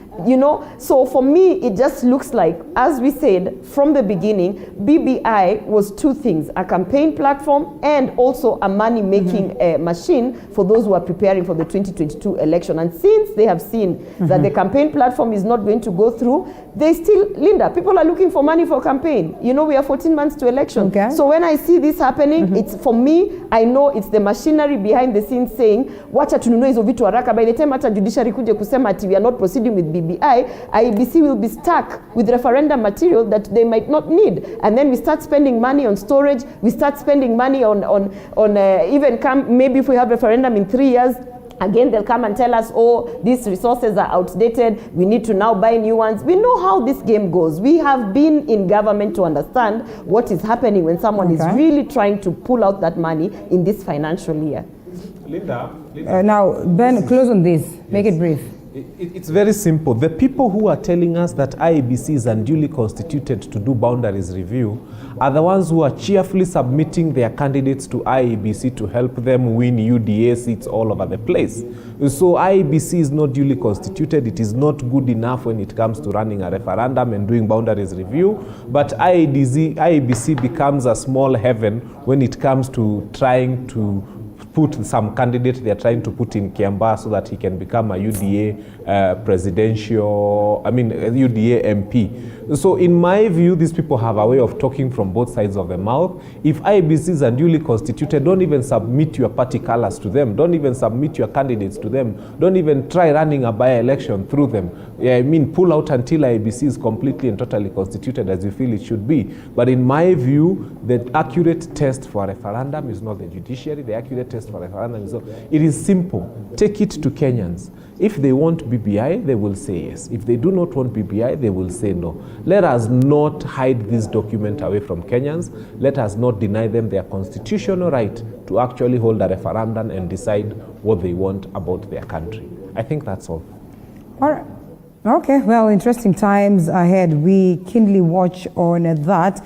And now that there's also this story on the varsity strikes that are there, of course, occasioned on this conversation on fees, I think then I have no choice but to touch briefly on the matters of school fees, the fact that we have our students going back, and even as we're trying to rush into these programs, it appears like it's not friendly for parents at all. Depending on the system of governance, the system of education across the country, we find parents are trying so hard to adjust at this point of COVID-19. But then again, students face wrath of police in protest over university fees. And I mean, this is at the medical side of Nairobi University, and Kenya Medical Practitioners and Pharmacists and Dentists Union say that the protest was sparked by a decision by the University of Nairobi to increase tuition fees for medicine and other degree programs. Just what can we do to bring sanity to our education sector, Gloria? It appears like it's taking a toll on us. You want to say something on that, all right? Yes. I think the biggest problem we have in this country is not even the fees going up or going down. It is that there's a lot of money available for education, but it's scattered all over the place. For example, you make university fees expensive. And then after making university an expensive place to be, what happens is then you create a higher education loans board and put in a number of billions for help. And then you make sure that every MCA has got something you call bursary. Every MP has got something you call bursary. Every governor, I think, has got something you call bursary. The women reps have bursary. So why are we scattering so much money? You know, first you make education expensive. And then after making it expensive, you create help and give it kwanza a very huge administrative fee. Forget about the money that goes to the students. Just the amount of money that runs the infrastructure that is held around the country is a lot of money. And then MCA akona bursary, MP akona bursary, women rep akona bursary. Every other elected leader is trying to make themselves popular by giving bursaries. If government was to consolidate all this money that goes in the name of bursary, because you can imagine running all those separate accounts, you know, like for one constituency to manage those checks, I mean the bank charges and so on and so forth. A lot of money is lost trying to give bursaries to people. What needs to happen? I think the government needs to pull these resources together and decide. Instead of us scattering money in the name of bursaries throughout, I don't know, this place, why don't we take all this money, consolidate it and put it under the Ministry of Education, and then find a way to channel this money to the institutions? What would happen is that school fees would significantly go down in all institutions of learning, from primary all the way to the university. And this would make sure that a person who comes in, maybe what they need to contribute is not so much. But I can tell you there are billions of money scattered in this country in various places that are used to make political leaders come back and look like gods. You know, someone comes and gives you, is your area MCA, they give you a 5,000 check telling you, nimekusaidia kusomesha mtoto wako. Na si pesa yake, ni pesa ya serikali. Put this money together, channel it to institutions of higher learning, institutions of primary and secondary and whatever, and we shall not have all these problems we are having about having to raise or increase fees here and there. That's my take on it. Gloria. On matters education, I don't want to sound like an expert in education because I am not. What I do know is that we need to get to a place in this country where we decide that primary education, secondary education, and university education is free. How we achieve that could be met in different ways. Like Ben is talking about, that we can consolidate all these monies that are out there, put it together, but also it is just a budgetary thing. I mean, look into what is needed in order for students to be in the classrooms, in order for students to be in the campuses, and what can the government do at the bare minimum to say that we are actually going to finance the education of this country. It's a budgetary thing. You look at the budget allocations that we just got read in this financial year's budget, and you wonder, you know, you wonder where our priorities are. I know that we are currently talking about IEBC procuring things that we might not even need in the next couple of months, and that's just money out of the pocket. If you look at other sectors, such as how the government has chosen to address the youth, and the monies that they have decided to throw, for instance, in Kazi Mtaani, which, if you ask me, is like a dead cause, you know. And you look at some of the budgetary allocations that we have in terms of sustainability projects. We have funds such as Uwezo funds that are supposed to be rotating funds, but they are not, because there's no, the people are not paying back. So then do you continue to invest in a project that has, you know, in itself proven to be, you know, lost cost? So, I mean, it's a budgetary thing. If we were serious, if we are serious with actually ensuring that primary education, secondary education, and university education is accessible to all and free to all, we can achieve it, Linda. It's not that we don't have money in this country. We have a lot of money. And I want to speak to the fact that while we are busy raising the fees on our university students, while we are busy raising the fees on high school, we are also saying in the same breath that you cannot be an elected leader, whether MCA or MP, if you do not have a degree. So then you ask yourself, we are actually systematically discriminating against the poor. We are actually going out of our way to ensure that a majority of the poor, which we have in this country, over, I think if you look at the statistics from the National Bureau of Statistics data, you'll see that how many people are living under the dollar. You know, you look at those figures, and then you look at how they are now trying to increase the fees of university, and saying that you now have to pay double for some courses. You have to pay, already high school education is so difficult for parents to, you know, finance the whole system. But at the end of the day, they want to put in and institutionalize and legalize, even if it is already a law under Section 22 of the Election Act, to say that you need a degree in order for you to be elected. So what you're actually saying is the poor in this country, those who cannot afford or cannot access university education, those who cannot access or cannot complete financing their secondary education, because that's what you need to go to university, have got no chance to actually, you know, be elected into positions of leadership. And in itself, when I think about that, I would say that this country has got no space for the poor. And that in itself is against our constitution, against our bills of rights, against what we are saying, that no Kenyan should be discriminated against because of poverty. Linda, I think this is where I completely and totally tend to disagree with Gloria Orwoba. And where my point of departure comes is this. If you look at some of the politicians we have in this country, and you listen to the stories... We still have Ben. I can't hear him. Yes. Can you hear me now? Hello? We need to fix the audio of Ben so I can hear him. Okay. Linda, I think Ben, can you hear me? I am on. I think it's the mic. Can you hear me, Linda? She can't. Ben, I can't hear Ben. Yeah, she can't hear me. Can you hear me, Linda? Gloria, yes, I can hear you. Oh, okay. My mic I think. What about BS Ben? Ben, I can now hear you, I think. Oh, okay, you can hear me now. The mic is big. Yeah. I can hear you. Can you hear me now? Okay, this is what I was saying. And Yes, this is my point of yeah. departure with Gloria here. And my point of departure is that there's a history of so many people, even where I come from, who have come from very, very, very humble backgrounds. And she can tell you even where she's come from, her home village, of a young girl, a young boy who beat very many odds, even including coming from places like Turkana, very difficult circumstances to go, and they go to a high school. You saw the other day the CS for Education, Magoha, mentioning schools that had been considered as non-entities, and children scoring very high grades and finding their way to Alliance, and finding their way to Mangu, and finding their way to universities. KCSE has just happened, and we have seen very many young people who will qualify from very poor backgrounds to join institutions of higher learning. And for Gloria's information, if you go to the University of Nairobi today, that's how HELB comes in, because the fee is paid for. HELB just helps you to get money to help you sustain yourself within the university. So being poor is not an excuse for not being successful. In fact, I usually say that you will either have a reason or you will have a result. And the reasons do not matter. The only thing that matters is the results.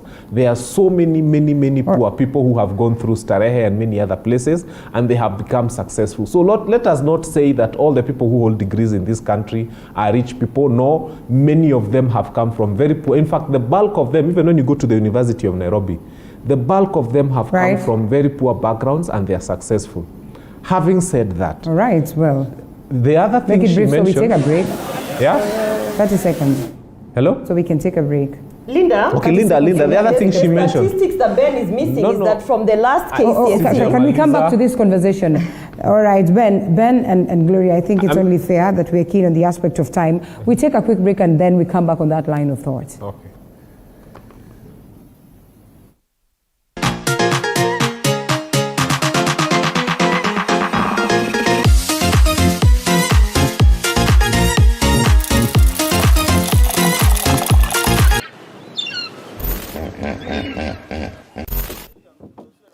Crocodile inaweza tokea juu.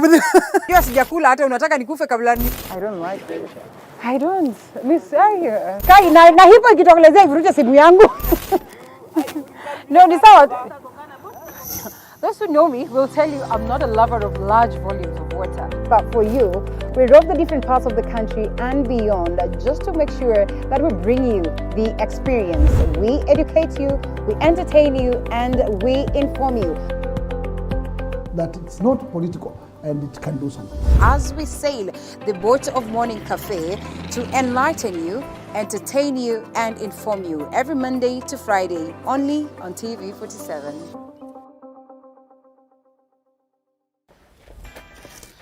Woo.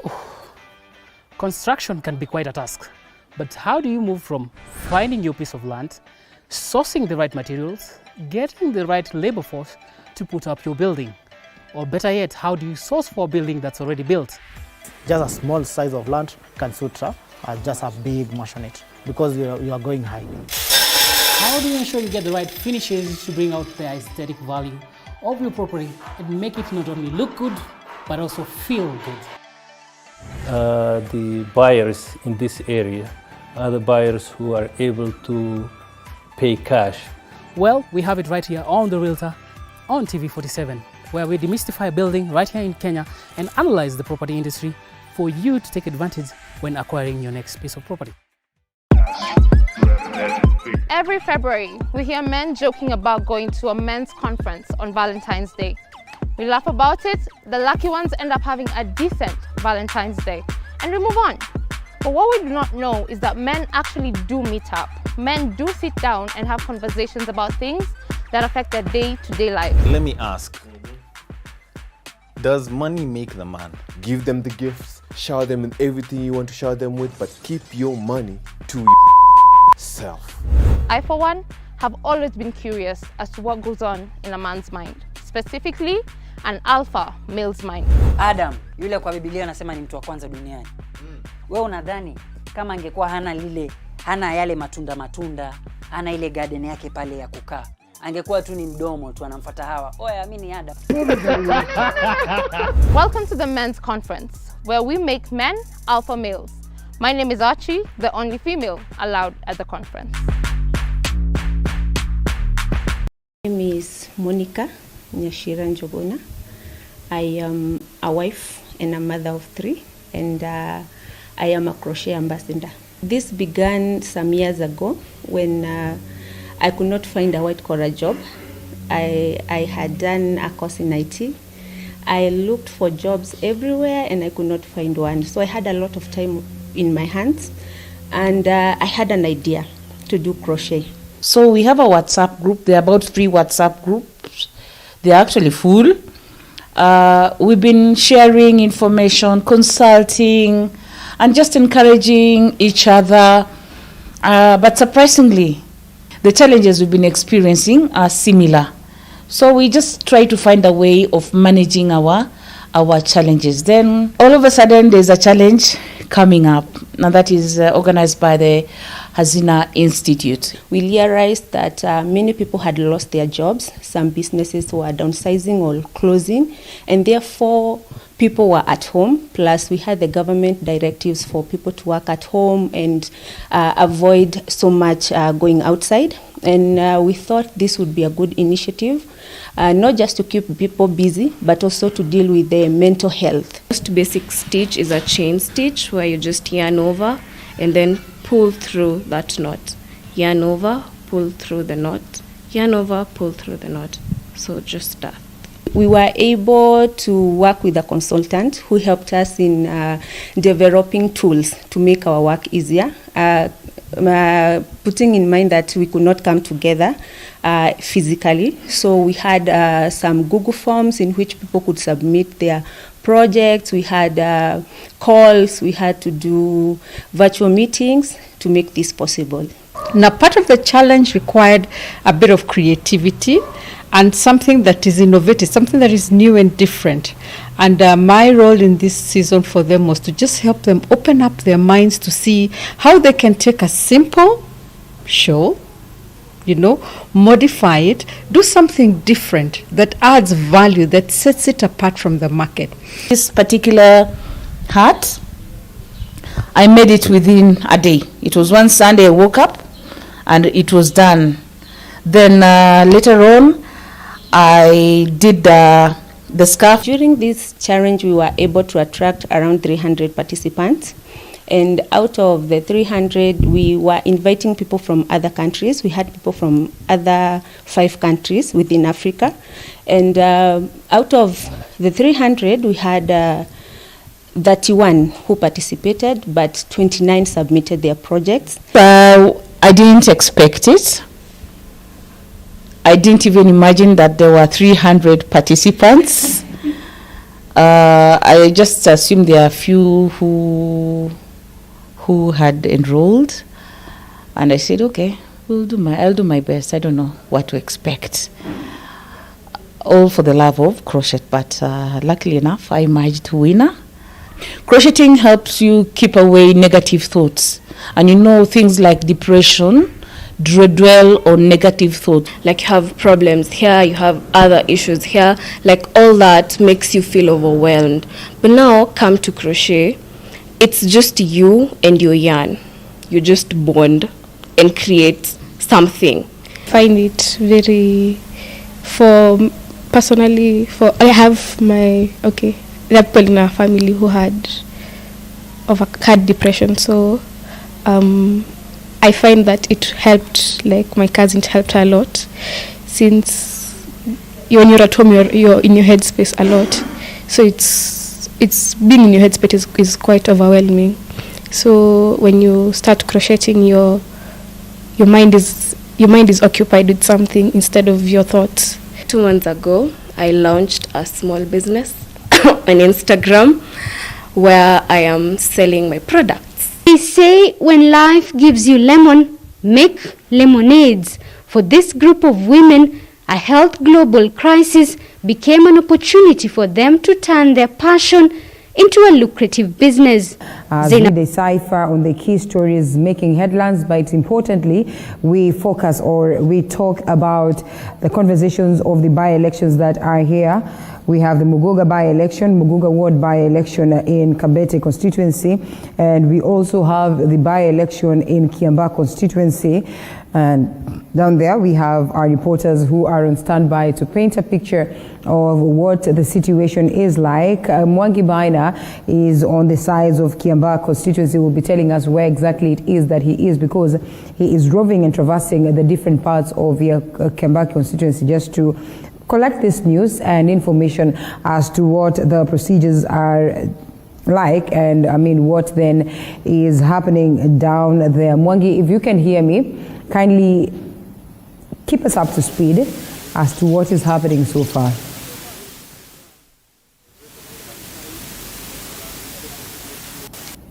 Thank you so much, Linda Alela, coming to you live once again. This time round, we are in Karuri Ward. The last time we spoke with you, we were at Ruaka Nursery. So right now we are in Karuri Primary School in Karuri Ward. We are having 7 polling stations here. The polling stations begin from that end, from polling station number 1 all the way to polling station number 7. Approximately more than 5,000 voters are registered in this particular polling center, and as we can see, voters are still streaming in, but probably, Linda Alela, this is polling station number 4. It is the one that we can see, at least it has quite a number of registered voters. Other queues, especially those behind me, or rather other polling stations that are behind me, there is no one in the queue, including the one in front of me. So at this particular time, I can tell you that the voter turnout is quite low, but we have seen old women, old men, including the youth, coming out to vote to vote. What we are seeing is that COVID-19 containment measures are also being adhered to the latter. As you can see, all the voters that are behind me, they are fully masked. We have one of the queuing clerk here with a sanitizer, so every moment you entering to the polling station, you have to get sanitized, and you make sure you have a mask. Also to tell you that security officers here are not taking anything lightly. We have seen some people who are without mask either being turned away or being instructed to put on one or leave the polling station. So Linda Alela, that is the situation here at Karuri Primary School, and probably if I would speak with some of the few voters here to tell us what they think of today's election. Karibu sana, labda utuambie jina lako, unatoka wapi na umekuja hapa saa ngapi? Jina langu ni Njoroge Leonard. Nimekuja kuvote leo. Nichague mtu na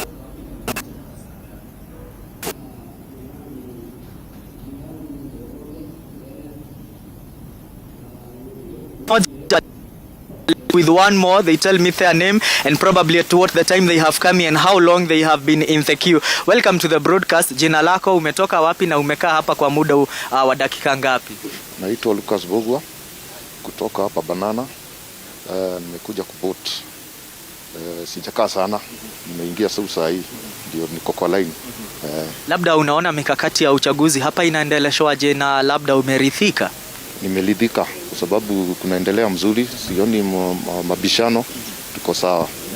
Thank you so much, Linda Alela. Those are some of the voters who are in the queue waiting to go into the polling station and vote their preferred candidate. Just to remind you that you are having 154 polling stations in Kiambaa constituency, over 96,000 registered voters with 8 candidates.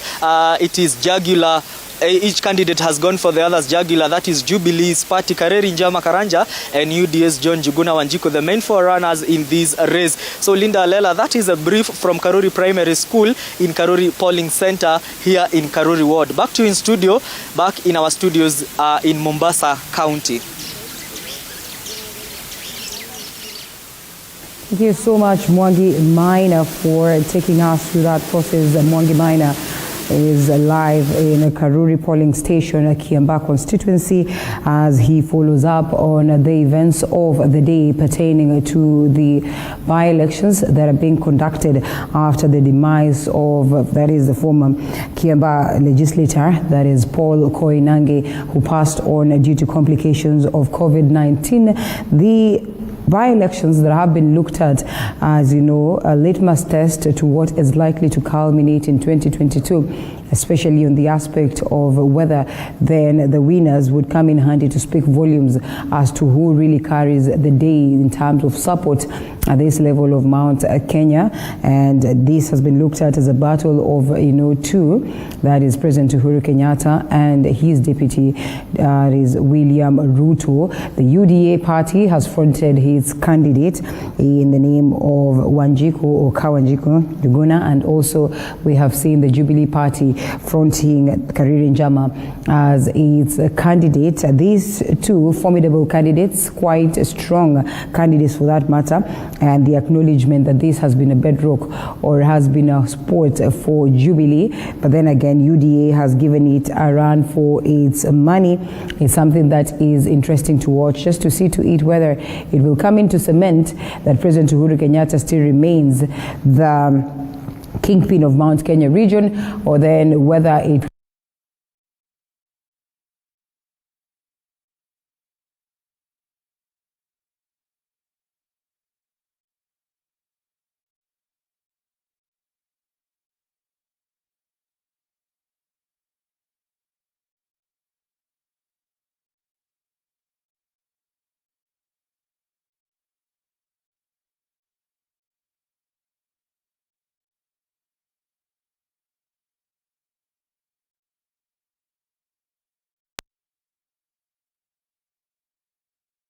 exactly where are you?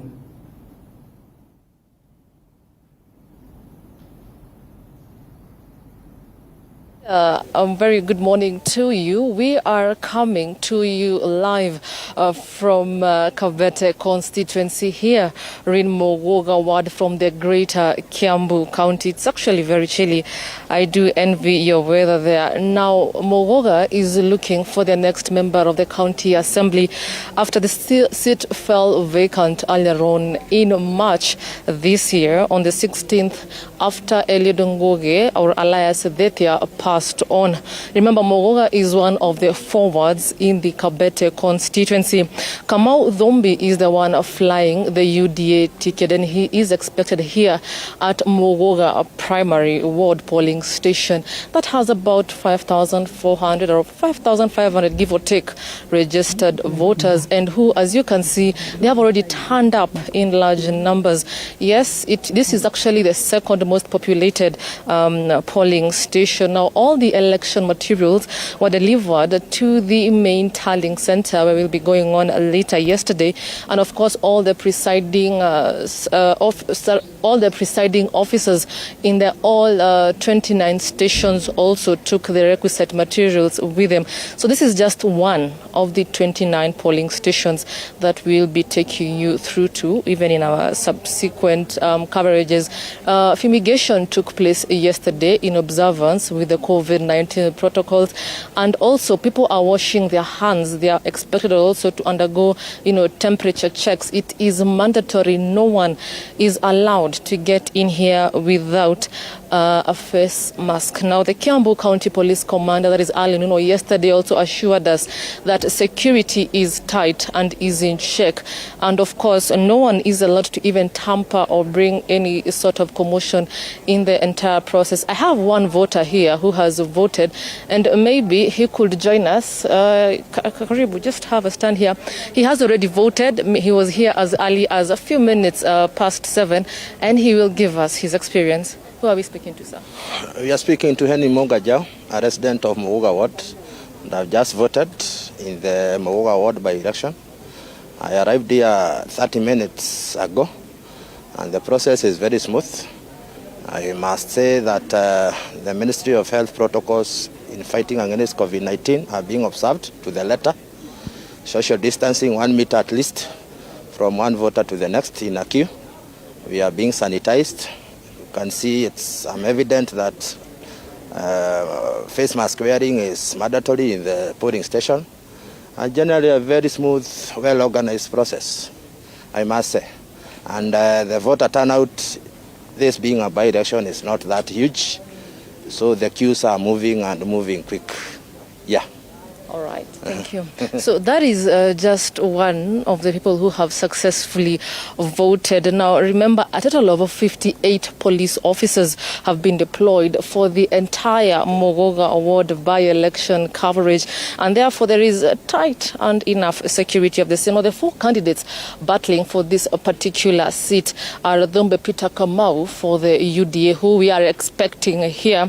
We have Mongara Joseph Gethenji for the Jubilee Party, Mombe Moses Geshau for the Third Way Alliance, and Peter Njoroge Mogo for the People's Party of Kenya. Now, with a population of approximately 27,527 voters, we have 18,000 here. So we can say, or slightly above 18,000. Actually, it's 18,367. So we can say from those that are registered by the IEBC and those that have registered for this particular by-election, we have a deficit of about 9,000 if you do your math right. But Mogoga comprises of Mogoga itself, Kahoho and Roko sublocations of the greater Kiambu County. And you might just ask yourself, why is this role of the MCA important? Well, remember, he will maintain close contact with the electorate, consult them on issues before or under discussion in the county assembly. Secondly, remember, several public surveys have also indicated that a member of the county assembly is the closest electorates get into matters leadership. And secondly, he is meant to present views, opinions, and proposals of the electorate to the county assembly. We are an indirect democracy, if you remember, and therefore we speak. There's only one person who's elected to speak for the larger group. And also, thirdly, this particular MCA who will be voted in, he is expected to attend sessions of the county assembly and its committees. And if an MCA also fails to do such or fails to attend 8 particular sittings of the county, they do risk losing their seats. But of course, we don't expect that from a newly chosen leader. And they also, as an MCA, he's expected to provide a linkage between the county assembly and the electorate on public service delivery, because the county governments provide crucial public health services such as healthcare, agriculture, water, and pre-primary education. So an MCA should ensure civic education of their entire electorate. So therefore, this is the situation here, Linda. As you can see, despite the harsh climatic conditions, voters are committed to make sure it is one of their very own who actually comes in. It's not a position they will let just slip through the finger. It's more of a two-horse race, mainly between UDA and Jubilee, because, as we can see, Jubilee, of course, is for the ruling party, of course, headed by President Uhuru Kenyatta, and UDA, on the other hand, affiliated with the Deputy President William Ruto. So voters... we have seen vigorous campaigns take place in this same place, and the turnout today confirmed that the vigorous campaigns actually did pay out. Everyone has come out to make sure that whoever takes this position is one of their own. And we have a total of 18,367 voters. So remember, we can always say that for 5,600, this is just one of the 29 polling stations.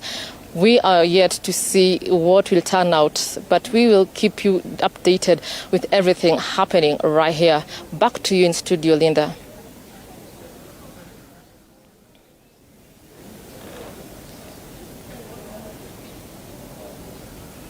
All right, well, a beautiful explanation right there by our very own Grace Josephine, who is covering the events in Muguga Ward, Kabete constituency, as to the by-elections that are being conducted there in search of the next member of county assembly.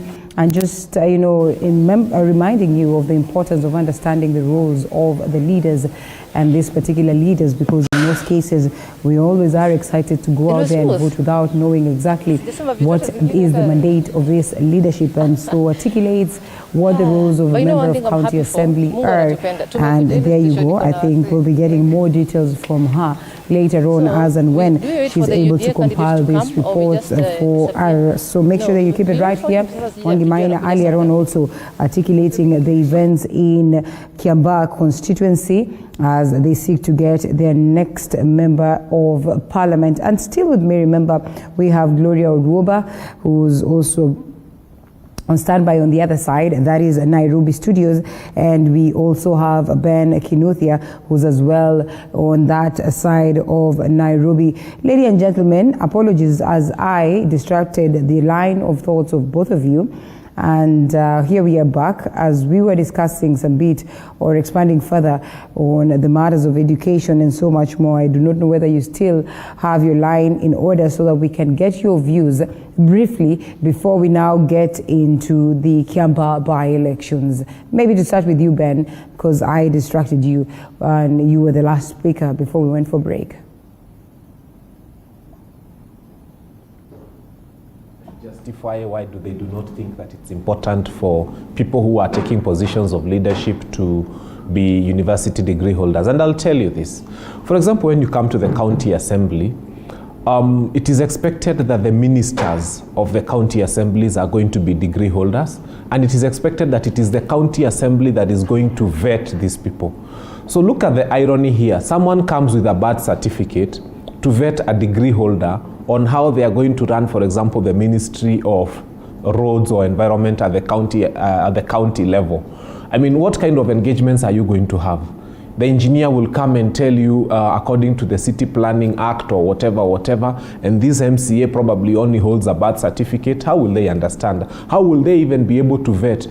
If someone comes and he's a master's holder and he's appointed to be a minister within the county government, and that minister has a master's and presents a CV that is 5-6 pages to an MCA whose CV is half a page, I mean, it is wrong. It cannot happen. It's not possible. And when you look at even that thing of like now legislation, I mean, you just need to look at the simplest bill that is ever presented at the county assembly. You look at the bill, you look at the budgetary estimates and the content that goes in there, and you wonder, honestly, they are saying, for example, today, to teach nursery school children, to teach them abacada, you need a diploma. Just to teach ABCD.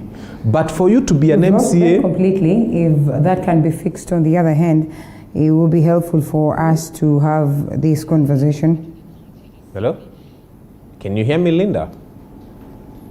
Can you Do we still have Ben? Yes. So I'm saying to teach abacada at diploma level, I mean at the nursery school, a small kindergarten, today you're not allowed to teach abacada if you do not have a diploma. But an MCA in charge of a whole ward where those teachers who are teaching abacada are required to have a diploma is coming there with a birth certificate to appear as an MCA. It is wrong. Let us set standards for leadership. Let us accept that right now people are discussing global warming, people are discussing climate change, people are discussing globalization, people are discussing so many things that are happening to this country. There's the Physical Planning Act and so on and so forth. I am still getting some difficulties hearing you, Ben. Sawa. I think maybe we should get try Gloria. Yeah, Gloria. Linda, can you hear me? Yes. The discussion has gone a different direction. We have no problem with having minimum qualifications for to be a leader, an elected leader. You know, when we brought devolution was actually to bring government to the people. Now you got to ask yourself, these people, where are they? These people are in the grassroots. Some of these people are in the forests. Some of these people are in the deserts. Some of these people are in places where he's talking about, Ben is talking about climate change, and we are in 2021, people are discussing climate change. I challenge him to go down to my constituency in Bobasi and look at what climate change we are discussing. We are still dealing with the basic needs. We are still dealing with accessibility to drinking water. We are still dealing with housing, basic needs. We are still dealing with food and nutrition, which is why those are now the key focuses. So if devolution came to take government closer to the people, you cannot then isolate the people from government by putting in challenges and stipulations that says, in order for you to give us a leader who will bring you devolution to your people, from amongst the people that... All right, we're still trying to fix that so that I'm able to get to hear Gloria's point as we wind up on the aspect of education and what needs to be done to make sure that we straighten this line. Also, just aligning this conversation with the politics of the day, that declaration that we need to have members of county assemblies, we need to have members of parliament, we need to have all the leadership that, is to undergo the election process, being vetted to have completed their degree courses, something that has hugely been challenged on a 50-50 basis. It has hugely being contested, and I mean the contest is on, but as enshrined in the Constitution, the argument was that it is supposed to be case, or should be the case. And so as we try to get to fix this, and I'm being told that they're almost ready, but I think it's also time for break. I think we take a quick break. That is the 8 a.m. break, and then we come back, discuss some more as we wind up on that and get to the conversation of what is happening in Kiambaa constituency, just also going back to the review of the previous events that have orchestrated, this process of getting to a day where we now are holding the by-elections in Kiambaa and Muguga ward.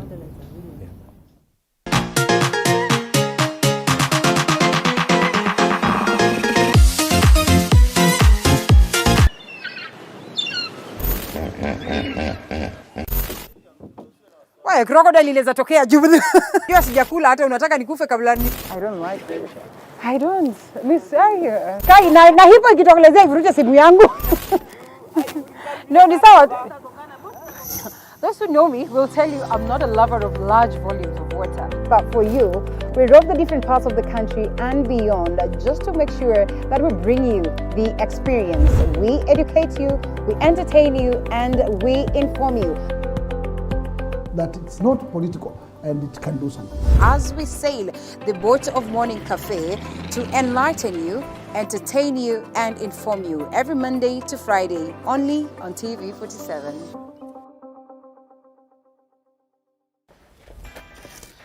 Woo. Construction can be quite a task, but how do you move from finding your piece of land, sourcing the right materials, getting the right labor force to put up your building? Or better yet, how do you source for a building that's already built? Just a small size of land can suit just a big maisonette because you are going high. How do you ensure you get the right finishes to bring out the aesthetic value of your property and make it not only look good, but also feel good? The buyers in this area are the buyers who are able to pay cash. Well, we have it right here on The Realtor on TV 47. Where we demystify building right here in Kenya and analyze the property industry for you to take advantage when acquiring your next piece of property. Every February, we hear men joking about going to a men's conference on Valentine's Day. We laugh about it, the lucky ones end up having a decent Valentine's Day, and we move on. But what we do not know is that men actually do meet up. Men do sit down and have conversations about things that affect their day-to-day life. Let me ask. Does money make the man? Give them the gifts, shower them with everything you want to shower them with, but keep your money to yourself. I, for one, have always been curious as to what goes on in a man's mind, specifically an alpha male's mind. Adam, yule kwa Biblia anasema ni mtu wa kwanza duniani. Wewe unadhani kama angekuwa hana yale matunda, hana ile garden yake pale ya kukaa, angekuwa tu ni mdomo tu anamfuata Hawa. Oya, mimi ni Adam. Welcome to the men's conference, where we make men alpha males. My name is Archie, the only female allowed at the conference. My name is Monica Nyashira Njogona. I am a wife and a mother of 3, and I am a crochet ambassador. This began some years ago when I could not find a white-collar job. I had done a course in IT. I looked for jobs everywhere and I could not find one. So I had a lot of time in my hands, and I had an idea to do crochet. So we have a WhatsApp group. There are about 3 WhatsApp groups. They are actually full. We've been sharing information, consulting, and just encouraging each other. But surprisingly, the challenges we've been experiencing are similar. So we just try to find a way of managing our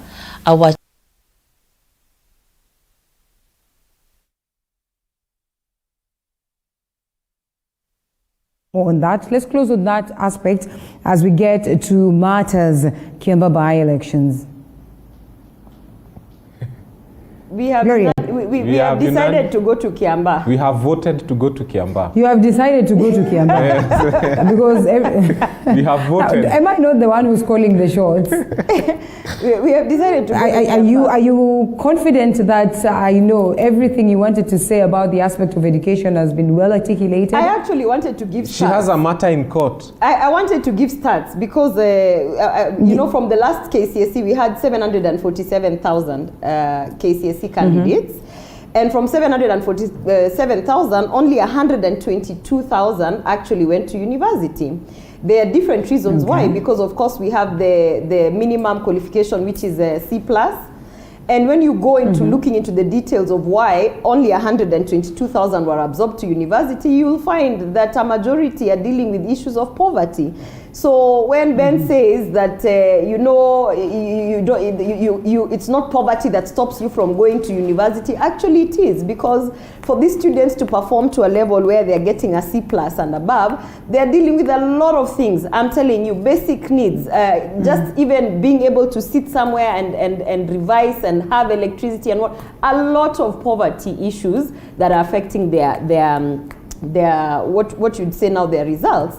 But other than that, from this 122,000 that were called to university, I can promise you, if we follow with the stats, maybe 70%, if not 60%, are actually going to be able to bear the financial implication of actually showing up at the university and getting that degree. So we are saying that there's about 83% of Kenyans who have been locked out from access to university, access to degrees, access to that kind of higher education.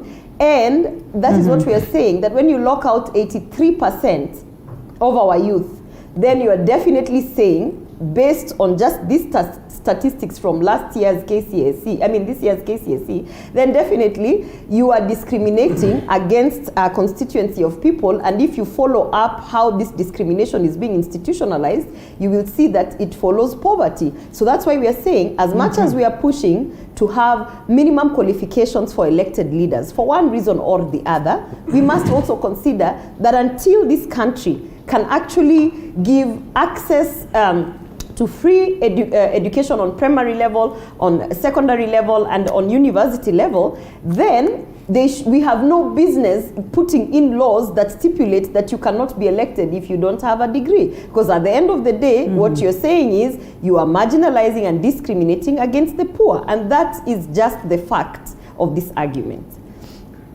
All right, and we close that argument at that. Evidently, so much to ponder on, so much to believe, so much to question. Going deep into that would just be opening up Pandora's box. Kiambaa by-elections, and the reports that are reaching me right now, we've seen what Mwangi Maina has taken us through, and these are the latest, at least from what I hear, but we can only wait to see whether such will be confirmed or not. I'm being told that there are, tenets of malpractices that have been spotted. Local chief also has been caught, that is, giving out bribes in favor of Jubilee's candidate, and we can only wait to see whether such has been confirmed, and therefore let's keep following up on the same. But to look you in, ladies and gentlemen, this is something that has been waited for the longest of time with bated breath. It will speak volumes even before we come to the events of today. Generally, on the aspect of campaigns and how we've conducted ourselves, how this leadership or the leaders have conducted themselves as they prepare for this big day. What would you make of those processes? Stories of intolerance have been reported, and a couple of things in terms of, voter bribery, in terms of, tokenism, in terms of flouting of COVID-19 rules. So much negativity has been reported on this one. Gloria. I would say that what I have come to appreciate with the by-elections, particularly from a UDA perspective, is that with each by-election, you will see that political parties are trying to, improve on the efficiencies of the procedures that they're putting within the political parties. For instance, I will tell you, for Kiambaa, UDA has come out to understand that it's not only about campaigning to get Wanjiku to come and vote for Wanjiku. It's also about how do we ensure that we guard the vote? So you've probably had a lot of allegations that hao watu wa UDA wanaleta watu wa nje sijui waingie hii maneno ya Kiambaa, but actually what is happening is that we are trying to improve on the efficiency of our by-elections within the procedures that we have in the political party. So for instance, I'll tell you that one of the things that UDA did is that we embraced a candidate called Willie Mbugua Kamau. This candidate was very organized. We embraced him, and he came with his 154 agents. So together with what we are organizing, we have around 308 agents. Now, you'll find out that those rumors about us bringing people from outside, it's really what we decided is that we are going to have key agents who are not particularly voters within Kiambaa. That means they're not going to be compromised, who are not particularly residents of Kiambaa, these agents, which means also their stakes, they don't have that much interest to be able to be intimidated or compromised by way of being bought out or things like that. And also we spent so much money and resources as a political party to ensure that we train these agents on election management. So what I appreciate about the by-elections is, as we are going to the 2022 general elections, and this is what serious political parties should do. They should understand that every other by-election presents an opportunity for you to improve on the things that you went wrong. We saw what happened in Kiamokama by-elections when we started with UDA. We saw what happened in Bonchari. So what we've been doing is, when we saw that in Bonchari our agents were compromised and we had issues on this and that, this is what we are trying to improve on now. We tried to improve on in Juja. Of course, we saw a lot of voter intimidation and suppression by all this police force and what in Juja. So now come Kiambaa, what we are trying to focus on is guarding the vote, ensuring that as much as our opponents are going to push for this suppression by bringing all this police force and state machinery and militarization of the environment so that people are afraid to come out, we have talked to the electorate. We are motivating the electorate through our agents, through our people in the ground. Moses Kuria has played such a critical role. So for us as UDA, it is really about, we learned some lessons in the past by-elections. Now in Kiambaa, what you're going to see from UDA is an organized political party that is out to ensure that we push the electorate to go out and vote.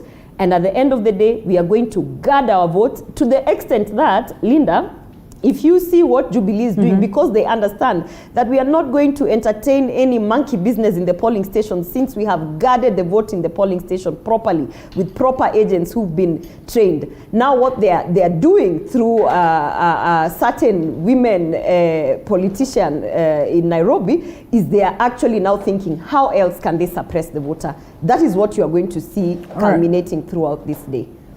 Yes. Well, lots of things coming up, Ben, as to the preparation of UDA, as to the guiding of the vote, and so much more. I don't know whether these processes that UDA, as a party have, kind of set up and come up with are justified, especially at this point where, yes, we're trying to limit the numbers. We're trying to make sure that, there's security when guiding the vote. We're trying to make sure that at least the genuineness in the process. Does it have to go to such levels? And how hugely does it speak about the possible events of 2022? Thank you. I would hate to speak about a party that is a few days old. Sometimes you don't take them very seriously. They are very young, and when people are young, they jump around too much. They do things that are not very well calculated. So I do not want to start talking about a party that is very young. This could be a young party, Ben. This could be a young party, but has seasoned politicians. And whose colors don't blend very well in my eyes, so I don't want to talk about them. But having said that, I would like to say a few things. I was in Kiambaa. I have been there. We've helped campaign for the Jubilee candidate in Kiambaa. And two things came out as very important and very salient that have really changed the way I think about by-elections in this country. The first one is those people who are talking about empowering the person who is not rich, the person who is poor, the person who is not, have poured in so much money into a by-election that they've raised the stakes and the standards so high Right now, the expectation is that any person who is going to vie for a seat in 2022 has to either have more money than those who are vying now, or will need to have an equal amount of money.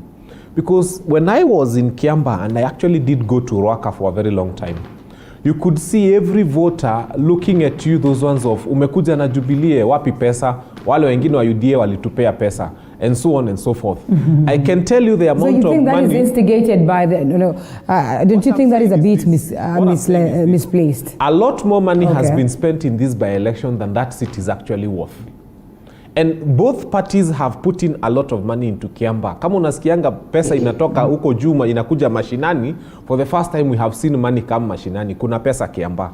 A lot of money has been poured into Kiamba. And this will affect elections moving forward. Because I can tell you in 2022, whoever will come there without money, and this small season has been like 1.5 months or 2 months of harvesting time for those people. A lot of money has been poured into Kiamba, and that has got the effect of affecting how people reason and think. Because everywhere tulienda tukienda kula nyama, inabidi unatoa t-shirt ya ile chama uko nayo, because wanakuambia nyinyi mlipoa pesa mtuletee na hamutufikishi huku chini, tunajua kuna pesa. So that is a bad thing. Secondly, the things that are said to voters are not necessarily accurate. We had people on the ground, and you'd ask them, so who are you voting for? And they would tell you person A or person B, depending on whether they want Jubilee or UDA. Then you ask why, and they tell you, tumeambiwa tukichagua huyo hii soko itasafishwa, kuna uchafu, tumeambiwa sisi kama hawkers tutarelocatiwa. You look at things and you see this is purely something that an MP is not even empowered to do. When they tell you that when you vote for this one, amesema tutaekewa hii barabara lami, and so on and so forth, and you know very well the NGCDF Act can only do schools and security. So when people go to the ground, you'd expect Kenyans with their levels of education and training and exposure would understand the role of a member of parliament, but they don't. In fact, I asked someone, so wewe utachagua nani? He told me his preferred candidate. Then I asked him why. He told me, unaona tangu tukue tukikua hapa, hii mtaro imekuanga chafu kila siku, na hii mtaro sasa tukichagua fulani atakuja aoshe hii mtaro. So that's the reason he's going to vote for this candidate. So there's a lot of people who go to the ballot to waste their time because they vote for all the wrong reasons. They vote for things that are not accurate. They vote for things that are imaginary. And that is why you'll find in 2022, whoever is going to win this by-election is going to be a very disappointed person, I can tell you. And there's a very high likelihood that whoever wins this by-election may not come back as an MP. Because the people have been told unrealistic things that the MP will come and do when he gets to the power. And so when whoever is going to be elected, whether it's UDA or Jubilee, but I believe it's going to be Jubilee, whoever is going to be elected will have a problem. Because within this 1 year, the voters have been told that this guy will deliver so much, he will perform magic, he will do miracles. And that is what the voters are expecting. In Kiamba, the stakes are so high. These people have been lied to. They've been told funny kind of things and they've believed. So that's what will happen. Linda, allow me to... And yes, Gloria, as you come in, and I know you would want to counter that, but Ben raises a pertinent aspect of, the likelihoods of what then happens in 2022. So this candidate gets into, or the person who's going to win, is here for barely a year. And the question of whether they're going to find themselves back or not is one that, again, lingers. Just how much can they do in terms of making sure that they prove and that the people would probably reconsider them, and what are the likelihoods anyway, that such is how politics will be played at this point? Let me say that if there was a by-election today in my constituency, Bobasi constituency, and I ran and I got in, I will tell you in 3 months, I can do so much. Because you're not limited as an elected leader to the CDF funds. You're not limited to that. And by the way, there's a wrong statement that Ben has put out that CDF is limited to infrastructure and education. No. Education and education stretches out. Education stretches out to the point that you can actually, if you are a proactive member of parliament, education, you can improve on education by bringing in programs such as nutrition programs within the schools. It doesn't mean that you just have to build, brick and mortar. It doesn't mean that you just have to focus on what you call... Well, at least constitutionally, Gloria, we know that, yes, theirs is oversight, legislation, representation, and then education under CDF and security. And at least constitutionally, we understand that is it. And then they are open to go and lobby, Exactly. As an elected leader, you are not limited to CDF. You are not limited to just sitting in parliament to legislate. You are not limited. You actually are not limited. Your work as an elected leader, particularly a member of parliament or even a member of county assembly, is to bring development to your community. And there's so many ways in doing that. That is why when you hear people saying benchmarking, nini, you ask them, why can't you bring this international community? We have investors who are just looking for someone to hold their hand, to take them to their communities, guide them, and they are willing to pump in that kind of infrastructure, that kind of money to put in manufacturing plants and things like that. As an elected leader, it is your duty to go out of the box from CDF, from parliament, from policies, and just bring development to your community. So to say that these people are promising, for instance, when someone goes out and says, mimi najua nitapigia huyu kura kwa sababu atasafisha market. Who told you that they are unable to do that because CDF does not have funds kusafisha market? Who told you that there are no other resources that this member of parliament can seek out and reach out and partner? There are things called PPPs, public-private partnerships. Who told you that himself, within the people that support him, cannot actually go and physically do the work that they are? So it is wrong to come and say that you're even giving promises that you cannot deliver. Let us wait to see that they cannot be delivered. There's a point that Ben put out and said that, UDA is spending so much money, and for people who are representing hustlers, they should not be spending so much money. I want to ask him, has he seen our mode of campaign? We are not going out to dish money. He's so wrong about that. Since we started the campaign of Kiamba, you will see that because as UDA, we are trying to organize our politics around the economy. You will see that the mode of campaign has been, for instance, pushing for market days. You've seen that, where we have said, Wanjiku for Wanjiku, support Wanjiku, we have this market day, come out, support the Mama Mboga, support the who, and we have been mobilizing, communities from outside of Kiamba to actually come in and maybe that could be the problem, Gloria, in as much as we argue that there is nothing that limits a member of parliament or an elected leader from doing all these other things. What's important is that when you get these people into power, we want to see them execute their mandate fast before they start thinking of joining into the bandwagon of the bottoms up approach and all this. Allow me to catch you briefly. Yes. Yes, I'll come back to you, Gloria, to respond. In all fairness, you're jumping the gun because we are in a by-election. We are trying to get Wanjiku elected. Why would you be saying that Wanjiku should not be mobilizing around the economic frameworks? If that is the because many a times we've seen people come with beautiful manifestos that address different things from what they are stipulated to do in the Constitution. That is what I want to ask you, Linda. How many times have you seen a political campaign rallying around economic activities? Tell me, how many times have you seen? Linda. Fact, leave it at that. I'm coming back to you, Gloria. I am coming back to you, Gloria and Ben. First things first, let's cross over to Kiamba constituency again. We have Mwangi Maina, who's on standby with the chief agent of UDA, and that is Peter Mushendi on standby. Peter, how are you? Or Mwangi, who goes first?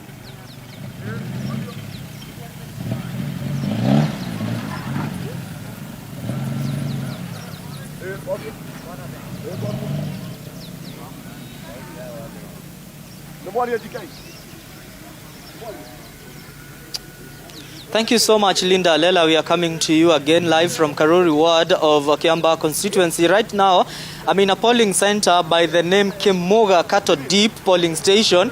We are having 4 stations here, approximately 2,000 voters. Each of the polling stations you can see behind me, one is 588 registered voters and the other 3 is 587 voters. Linda Lela, everything is flowing on smoothly. If my camera person is able to show you, I can project behind me. You can see the polling clerks are doing what they are supposed supposed to do. If a voter comes in, they are requested to give out their ID, then they are directed to which polling station they are supposed to go and vote. So far everything is going on well. We have seen voters right here. Right now we do not have so many voters, as you can see. It is only polling station number 1 that is having quite a number of voters. The second one is having 1 in the queue. The third one we are not seeing much happening, and the last one we can also see 1 voter in the queue. So Linda Lela, that is happening here. Gotv polling station in Karuri ward, and right now you will allow me to speak to the chief agent of UDA party candidate John Njuguna Wanjiko. His name is Peter Mushendo. Mushendo, karibu to the broadcast. Would you tell us so far how is the process? Are you contented with what is happening in this particular polling station? First of all, I must appreciate the IEBC. So far, they have not given us any reason to doubt that they are conducting themselves in a manner that they're supposed to. So I have to say that they are doing a good job. If you look at the queues behind me, people are coming, they are voting nicely and going. So therefore, as far as the IEBC is concerned, up to now, we have absolutely no reason to doubt that they are doing a credible election. However, we have a concern when we see senior members of parliament from Jubilee hanging around polling stations for more than an hour. The reason I'm here at Kemuga, I received information from my agents here that Amos Kemunya, the majority leader in parliament, has been hanging out in this polling station. And even your cameraman, if you can zoom in, what is Amos Kemunya doing at the queue lines? Have you raised the issue with the IBC and the polling? I've raised the issue with 2 people who are of major use in the returning officer. That is the returning officer Kiambaba election. I've raised that issue now. I have also raised an issue with Mohammed, who is the officer commanding station, Karori Police Station, who are the senior most officers as far as the management of this election is concerned. So therefore, we want to know what is Amos Kemunya doing here. He is not a voter. He is not an agent. He is not an observer. What is he doing here? Do we have Jubilee agents within this polling station? Yes, we have listen, in an electoral process where we use what we call the polling station diary, it stipulates on who is supposed to be here. I am here because I'm a certified chief agent by IEBC. So therefore, if Kemunya is not a voter in this polling station, and for that matter, Kemunya is a voter in Nyandarua. Well, Linda Lela, thank you so much. That is the chief agent for UDA candidate Peter Mushendo. He's raising concerns why the Jubilee the majority leader in parliament is in here. As you can see from this other side, there are some of the UDA supporters. They are complaining that some politicians are here and they might be aiming to disrupt these elections. So they want politicians to get out of this polling station because every party has a candidate. So that is what is happening, and those are the concerns that are raising. You can see here, they are saying that the politicians have to go. You remember yesterday, Peter Muigai, the returning officer, said that super agents and politicians will not be allowed into the polling station. So that is kind of a fracas here happening a little bit between Jubilee supporters and UDA supporters, almost clashing. They are saying that there is they want Amos Kemunya to get out of this polling station. Linda Lela, we can see security officers here. They will be responding to this situation as it is, and we are continuing to tell you what is happening here currently. So that is the situation at Kemuga polling station, Kemuga polling center here in Karuri ward of Kiamba constituency. Linda Lela, back to you in studio.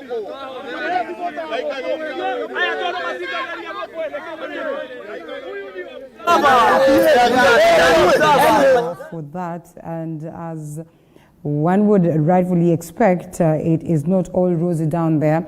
We've seen the leader of course, this side of Jubilee Party and an ardent supporter of Kariri Njama, Honorable Amos Kemunya, down on ground, and complaints from the people of the constituency that the voters primary hapa, we are not taking.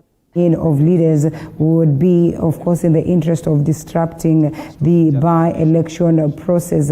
And so to just have the view of Gloria and Ben once again, I throw it to you. You've had the concerns that have been raised by Peter Mushendu and tenets of malpractices being detected at this particular point.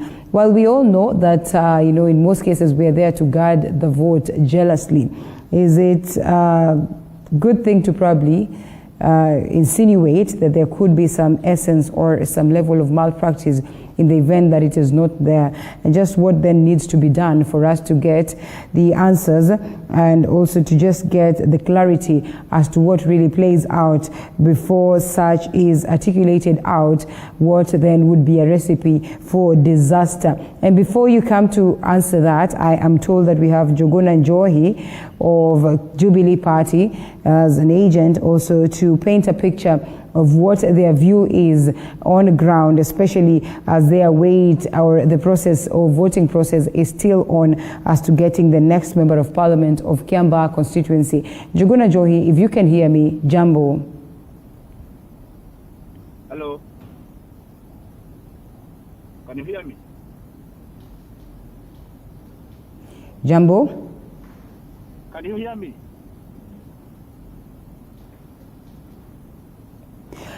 Jogona Njohi is joining us via phone link. I can't hear him. Kiambaa right now. Okay. I am moving around currently. I am at Moya Primary Polling Station, where a few people have been apprehended on grounds of voter bribery. And the issue currently is being handled by the police. The voter turnout generally is low, but we hope there will be improvement as we progress with the day. All right. Well, you've also had allegations that Jubilee side... voter bribery that have been arrested, the day is generally cool. Voter bribery, what side are we talking about? I mean, who are these people that have been apprehended and whom do they support? Were they bribing people in favor of Jubilee's candidate or UDA's candidate or the other candidates that are there? According to the residents of this area, the characters have been identified as UDA mobilizers. The issue has been escalated. We've also had cases of, the fact that we've spoken to the agent of UDA and also he speaks of the fact, authoritatively, the fact that Jubilee is as well conducting voter bribery at this particular point. And I mean, this also has been seen to be conducted by a local chief. People have been sensitized very well, and they have been briefed on how to identify and single out these rotten characters who want to cause disturbance here. In the morning, I was also at Moshada Primary, where generally such a senior case of voter bribery was reported. Well, Jogona Njohi, thank you so much for the updates. We'll be coming to you later on, and if not now, of course, on the subsequent programs, just to get a picture of what is happening at that particular point. I think it's only fair that we take a quick break, fix everything, and make sure that we come back with more as we also get to engage Gloria Oroba in Nairobi studio and also Ben Kinuthia, who's also in our Nairobi studios, on more that is on the by-elections in Mugoga Ward, Kabete constituency, and that of Kiambaa constituency, Kiambu County.